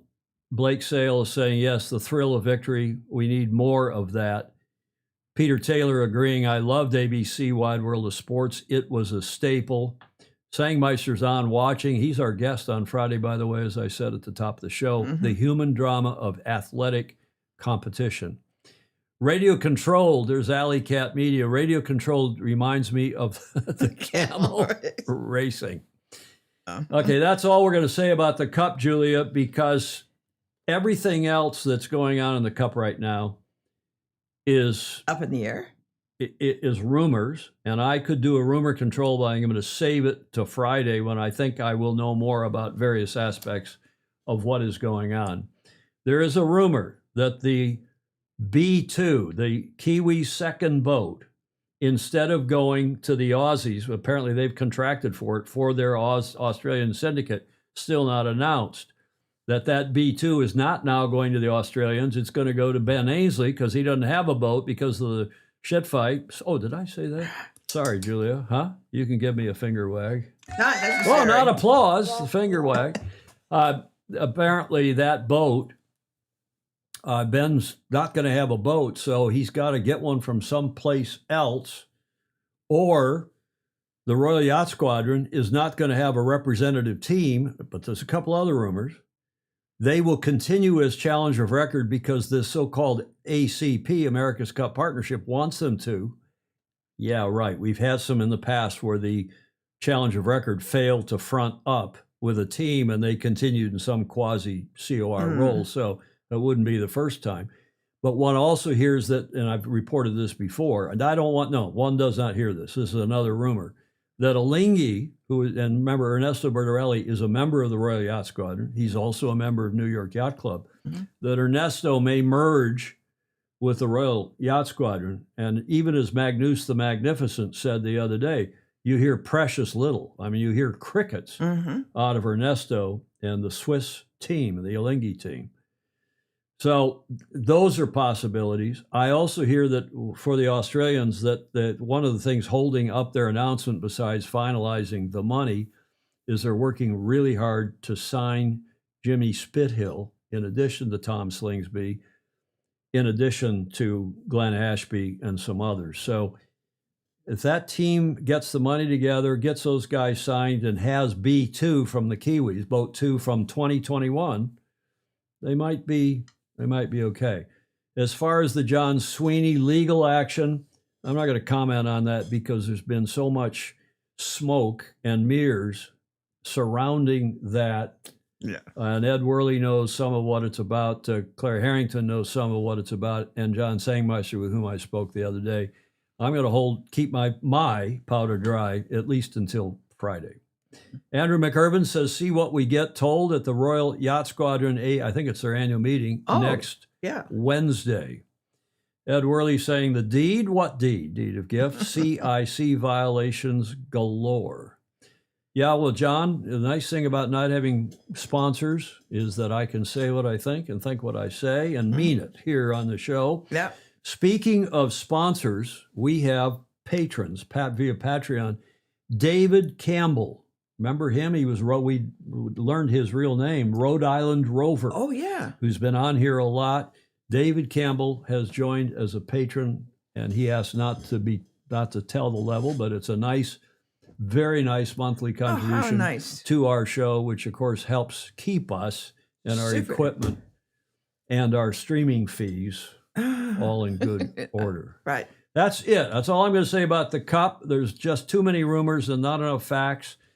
Is Daltz reigning on a contractual agreement with Australia? I don't know about that, Peter Stevenson. I also think that these rumors that are coming out of publications in Italy that they're going to postpone the Cup for a year or maybe more. Remember, if they postpone it from 2027 to 2028, that's an Olympic year. And there are some people that think it'll get postponed to 2029. I don't think that's going to happen. I think that is too big a mess for too many teams contractually.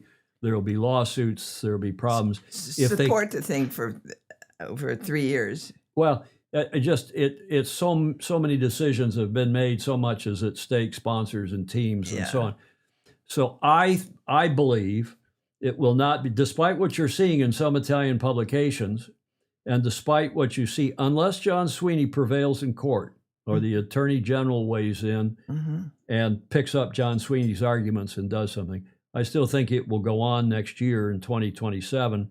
And if Bagnoli, that area that's got protests and problems with the infrastructure and the remediation of that area, if that turns out to be problematic, they'll move the boats over into the Bay of Naples. So, okay, enough of that on the America's Cup. We are blessed with an AAAA about a topic, Julia, that is near and dear to all of our hearts, and that's sailing with family. And Alistair has prepared a very nice AAAA, Alistair's awesome Aussie anecdote on sailing with his family. G'day, Tom, Julia, and all the Fozy. This is Alistair with AAAA, Alistair's awesome Aussie anecdote. Sorry it's been a while. I've been busy doing stuff. Today I'm feeling somewhat sentimental, and I thought I'd share my story in regard to what's making me sentimental. My second granddaughter was born yesterday. Her name's Rosie Margot, and she's gorgeous. But then I am a bit biased. It made me reflect on life, a large part of my life, which is obviously sailing. What a phenomenal family activity it is, and I thought I'd just give you a few musings on that. You'll all have similar stories, and I actually love to hear yours too, but here's mine. So my grandfather sailed, my father sailed. In 1966, when I was 10 years old, we moved to the water, and Dad signed me up to the Sea Scouts, which is an absolutely wonderful organisation. I can't recommend too highly. So that's what really got me that's where my love of the water came from. My uncle sailed, my cousin sailed. It was something that was done, in the families around me. And then when I was 16, Dad bought a 3-person dinghy. It was actually called a Corsair. The Australians will know what that is. And that's where I started my racing. And I used to sail with my father in the middle and my brother up front. So it was Alistair, Alan, and Andrew, A. Murray, and A. Murray I used to sign on as, which used to amuse quite a few people. But the reason that my father sat in the middle of us was that he said somebody had to keep us apart. So that was his strategy. I've sailed since with my brothers, both of them, and one of them, the one that used to sit at the front of the boat when I sat at the back, still sails with me, and we have lots of great sailing experiences together. I've sailed with, and this might get a finger wag from Julia, but I've sailed with all of my wives. You'll be pleased to know that. There's only been 2, but I've certainly sailed with both of those. I've sailed with 2 of my 3 daughters. I still race with my middle daughter, who's 40 this coming weekend. And I aim to sail with her daughter one day, who's currently 10 years old. My daughter married into a sailing family, so it continued, and it gives our granddaughter, our first granddaughter, very little chance of not sailing. Now, I'd like to know, what other sport offers this possibility, this family connection, this being able to do this together and have fun as a family? I can't think of another one. It leads to family holidays, new destinations, indelible and wonderful memories, and real bonding between father and daughter, father and son, wife and husband, siblings, unbelievable. And none of this, in talking about the attributes of sailing, none of this mentions the fresh air, the exercise, the thrill and challenge of racing, the cruising experiences, the gaining of skills, the independence and decision-making, the lifelong friendships everywhere. None of that mentions that, because today I'm just focusing on family. Just talking about that family connection and how special it is. I'll send a few photos through that we'll sort of go with this. And in closing, I'm looking forward to sailing with Rosie. She's currently 1 day old and very cute, I might add, or did I already mention that? But I'm looking forward to sailing with her one day. So, Fuzzy, what are your stories? I'm sure a lot of them do involve family in the same way mine do. And if you're a sailor for life, largely because of that family connection.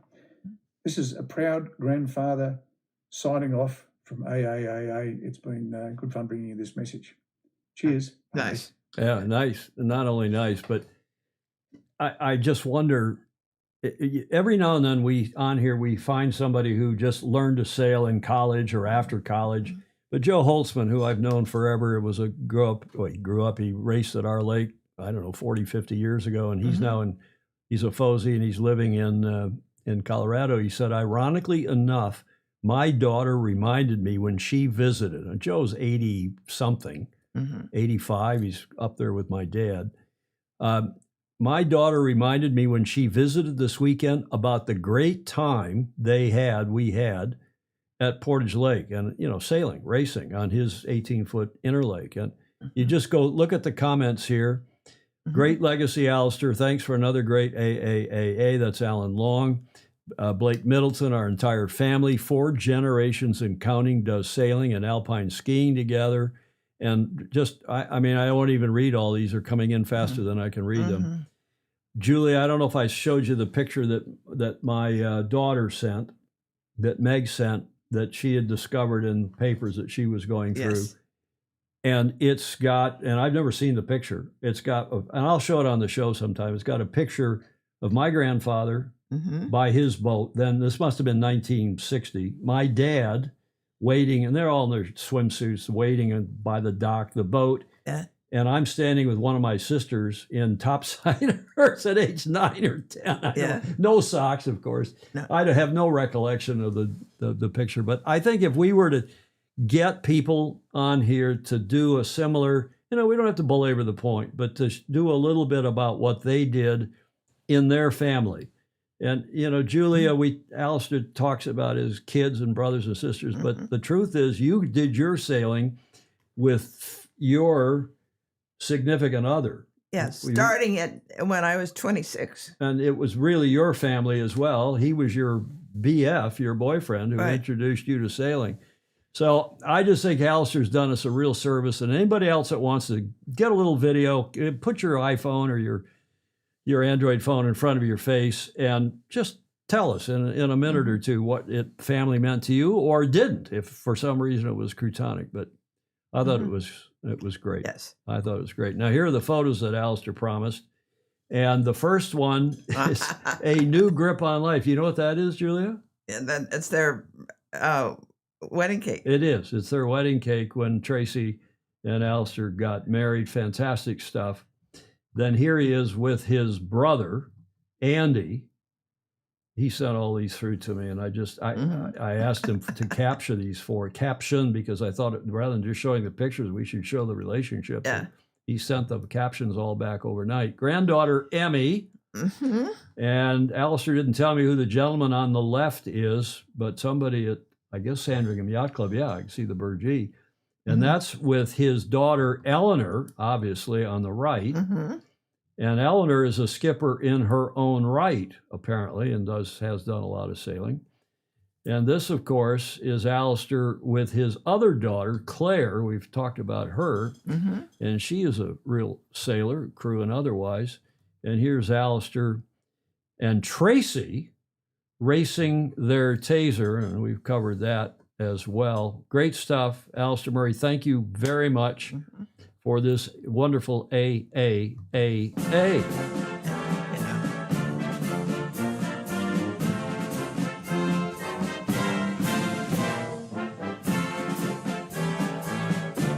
Oh, makes me wistful, Julia, on several fronts, as you can imagine. I felt that. Chris Fury, nice words, Al. That's Al, not AI.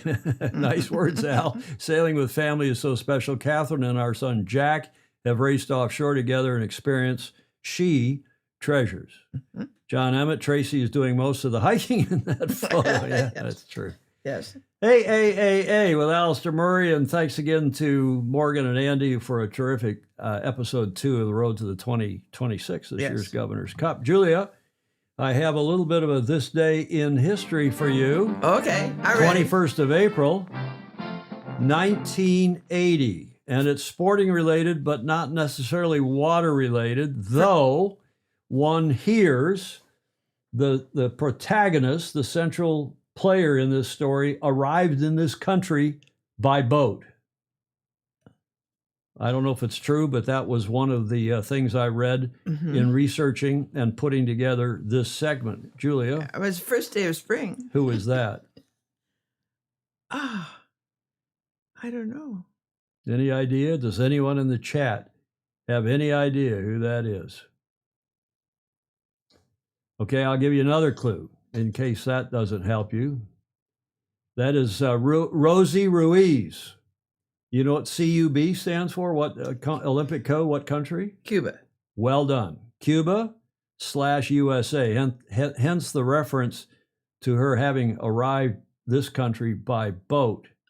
Bannero's got it. Fake Boston marathoner. Sangmeister's got it. Rosie, not Rosie the Riveter, Rosie the fake Boston marathon. Remember that, Julia? No. Cheater. Okay, so what happened in 1980?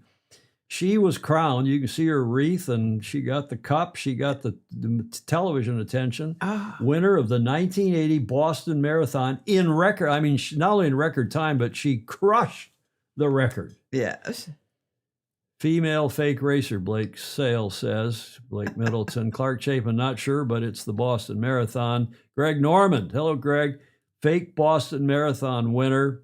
Well, here's the rest of the story, courtesy of Time Magazine. To observers at the finish line, Rosie Ruiz must have seemed like the fittest athlete ever to run the Boston Marathon. On this day, April 21 in 1980, the 26-year-old New Yorker, she having moved up to New York, finished first among the marathon's women runners in near record time. I mean, near record time for anybody, female or male at that point, just over 2.5 hours.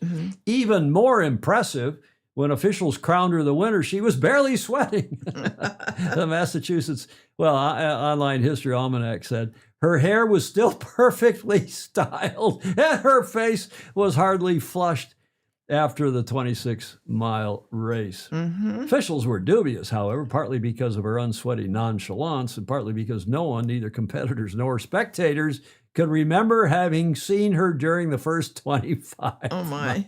When witnesses came forward a few days later to say they'd seen her run onto the course from the sidelines just a mile from the finish line, her medal was revoked, Julia. Oh, well. And apparently she made a mistake.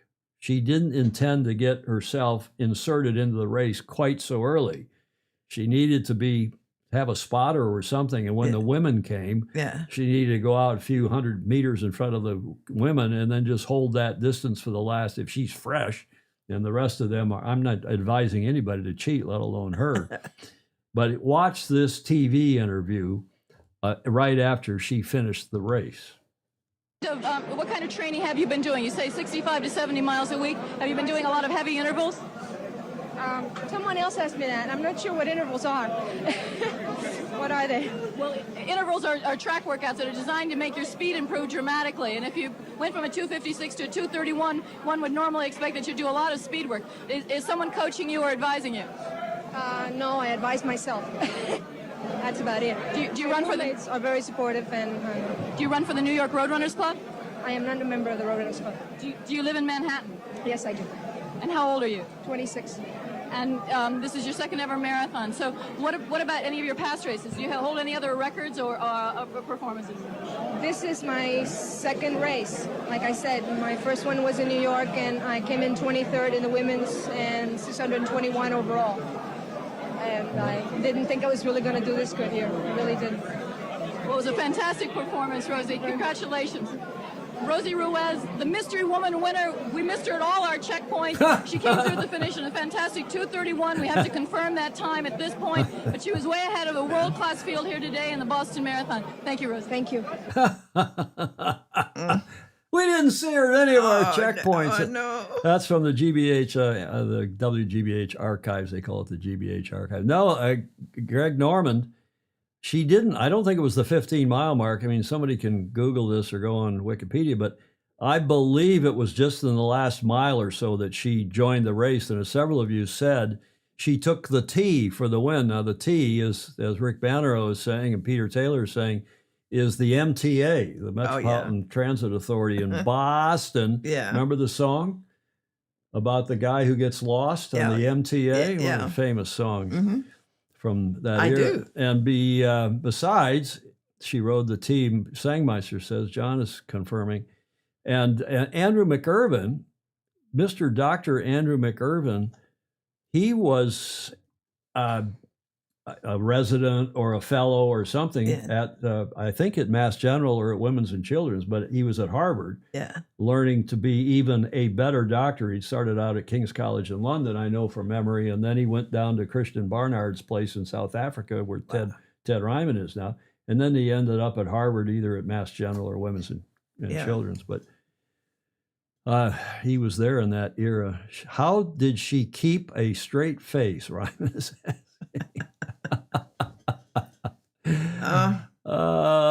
That's as good a cheat. Oh, that's a good one. That's as good a cheat as propellers on F-50s, Tom Page said.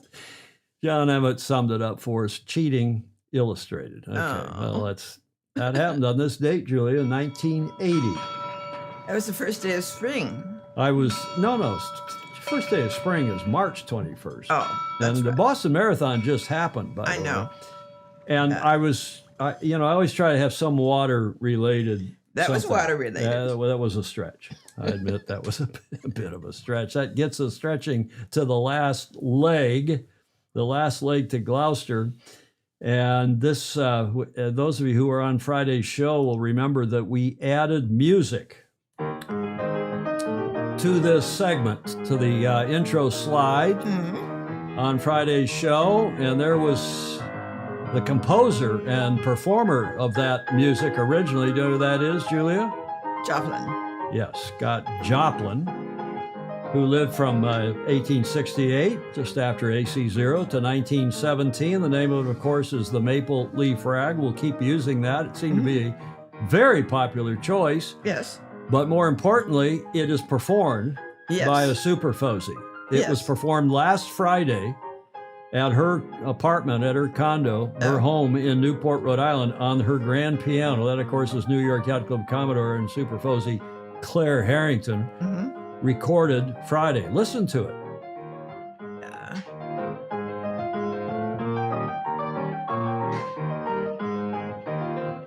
I mean, she's good. She is. And, her forte is really not the piano. Her forte, it's keyboards, but she's an organist. Yeah.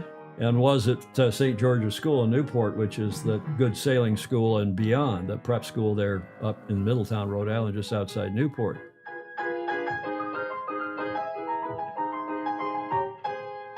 Nice music for, and by the way, she has I've just learned, she has a doctorate, a PhD in music. So we have to start calling her Commodore Doctor. We have to call her Commodore Doctor. We have a Mr. Doctor, and now we have a Commodore Doctor, Julia. Well. Okay. Is Rosie the cure? Getting political here. That's Sail World New Zealand. That's Richard Gladwell. Brigham and Women's. Okay, Andrew's clarifying the hospital at which he worked in Boston, connected with Harvard. That's the Commodore playing. Sorry, folks, big danger of falling asleep on the sofa. He's jet lagged, our international man of mystery. You're excused, John. So, oh my goodness, we're getting other people on here with. Yeah, we got to get rid of that. Block her. I just blocked her. Good. Good for Claire. Two Harvard students, John Faulkner and Sola Mahoney, recalled seeing Ruiz burst out of a crowd of spectators on Commonwealth Avenue, half a mile from the finish. That was more like it. Way to go, Claire. Great piano work. Wonderful idea. McIrvin is saying, what do you sail, Amelia? Yeah, okay. I think that was the commenter we just blocked and eliminated. The last leg is a video that is 1 month. It is, you saw Magnus the Magnificent writing in his blog this morning about the upcoming event in Colliery, the first preliminary regatta for AC 38. Mhm. And here is the video preview of that regatta, which is in 1 month's time. Glory is fleeting. It's time to begin again. Cagliari, Sardinia, May 21st to 24th. America's Cup racing is back. Clear start. For the first time, Cup legends go head-to-head with youth and women's teams with nothing to lose. Nation against nation. One trophy, one winner. There is no second. The Louis Vuitton 38th America's Cup Preliminary Regatta, Sardinia. In AC, This is where it starts.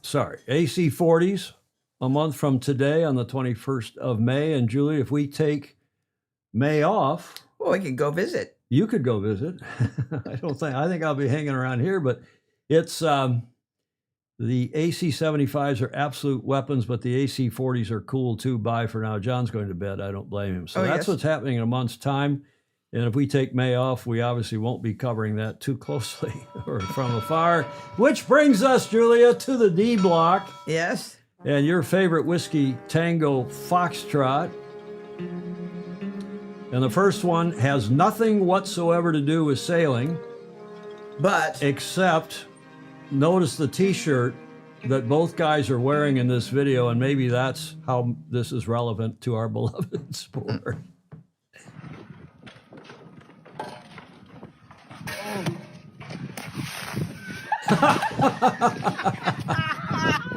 I love this.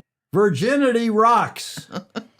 I don't know who these kids are, but I got to play it one more time. He was throwing it, I guess, to the kid or to the trash or something.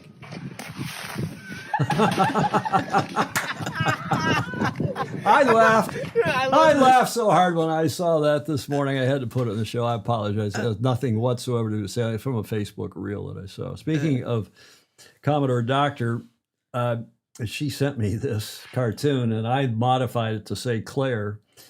She says this is the story of her life. She gets all these bestsellers and new releases, and then her bookshelf's got a whole section of books you still haven't finished. Yes. She is so peripatetic. She is so busy. I think she's having a ball. And may anybody who takes on a role like the Commodore of the New York Yacht Club Yes. have a great time and have as much energy as Claire apparently does. Claire Harrington sent that. Yes. Great. The leading cause of injury in old men is still thinking they are young men. I can vouch for that too, Yes. Claire, and I think Andy Rose and a few others can. Yes, yes. Peter Stevenson say we need a musical organ introduction. What do you all think she should play? Well, I'm just happy to have had that piano introduction. Incredibly difficult piece. But nice stuff. That was sent by my beloved daughter, Meg. I wonder if that's social commentary about me, Julia. Oh, no. And then finally, from Dolly DeVola, if I have one regret in life, it's when I'm gone. My wife will sell my boat for what I told her it cost.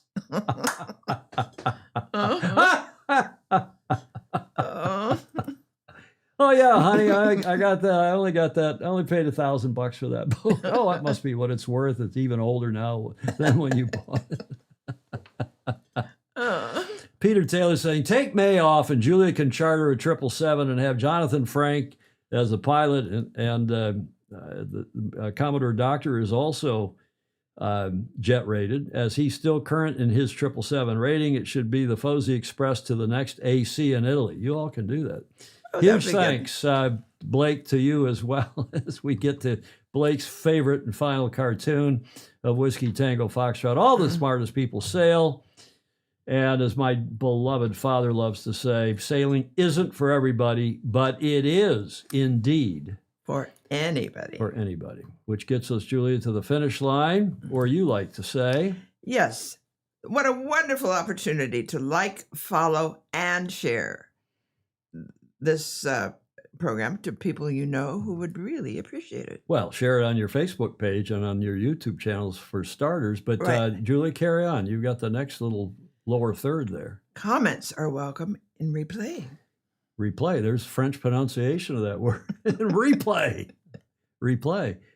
Zani said I could have your boat when you go, Dolly. I don't know if that's a little Australian inside humor, but yeah, we also want to just say thanks again to all of you who do contribute via Patreon. It's not a princely sum, but some of you give us $1 or $2 or $5, some people more than that per month, which does literally keep us on the air. We don't use it for anything else except equipment and streaming fees, which the streaming fees seem to increase with each passing month. So Blake Middleton, thank you to you. Thank you to David Campbell, Rhode Island Rover, and all of the rest of you who do support us. Thanks very much indeed for your support. Also, thank you, THANKYOU, the code flags, to those of you who will let us use audio, images, and video for today's show. And finally, a reminder, Julia, that on Friday, Super Fozy John Sangmeister will be live from the back end of Rock and Roll, his Andrew 68, as he will have started the Newport, what's a 125-mile race, overnight race from Newport Beach, California, down to Ensenada in Baja, Mexico. And he was first to finish the 2024 N2E, as they call it, the Newport to Ensenada. So he first finished monohull anyway, so maybe he will do that again. He's on the water now. We'll just have to watch him. We can track him on the marine. You can track him, and you can track Andy Rose and the It's Okay gang. Yeah. I've sailed that race with Andy Rose any number of times in that group. And it's a nice overnight race, a lot of fun. And of course, you don't ever want to be on a boat that's really much shorter than your age. Yes. So even the 68-footer of John Sangmeister would be 4 years short for me. I've never seen a picture of that boat. Oh, Sangmeister is just reminding me, he's, because of problems getting, when you go to Mexico, you have a big process to get through customs in both directions. You have to come back, stop in San Diego. You got to get a bunch of paperwork done in advance. And apparently John didn't have the time. He's building that new restaurant in San Diego, Gladstone, San Diego. That's going to be fabulous. It is going to be fabulous. I've seen a lot of photos from him. But so he's just doing the Newport to truncated San Diego. He'll stop north of the border in that race this coming Friday. Thanks, everybody. Have a great rest of your week. We hope to see you on Friday. In the meantime, sail fast, sail safe, and have fun. Ciao for now. Now you can wave, Julie. Bye, guys. Yeah.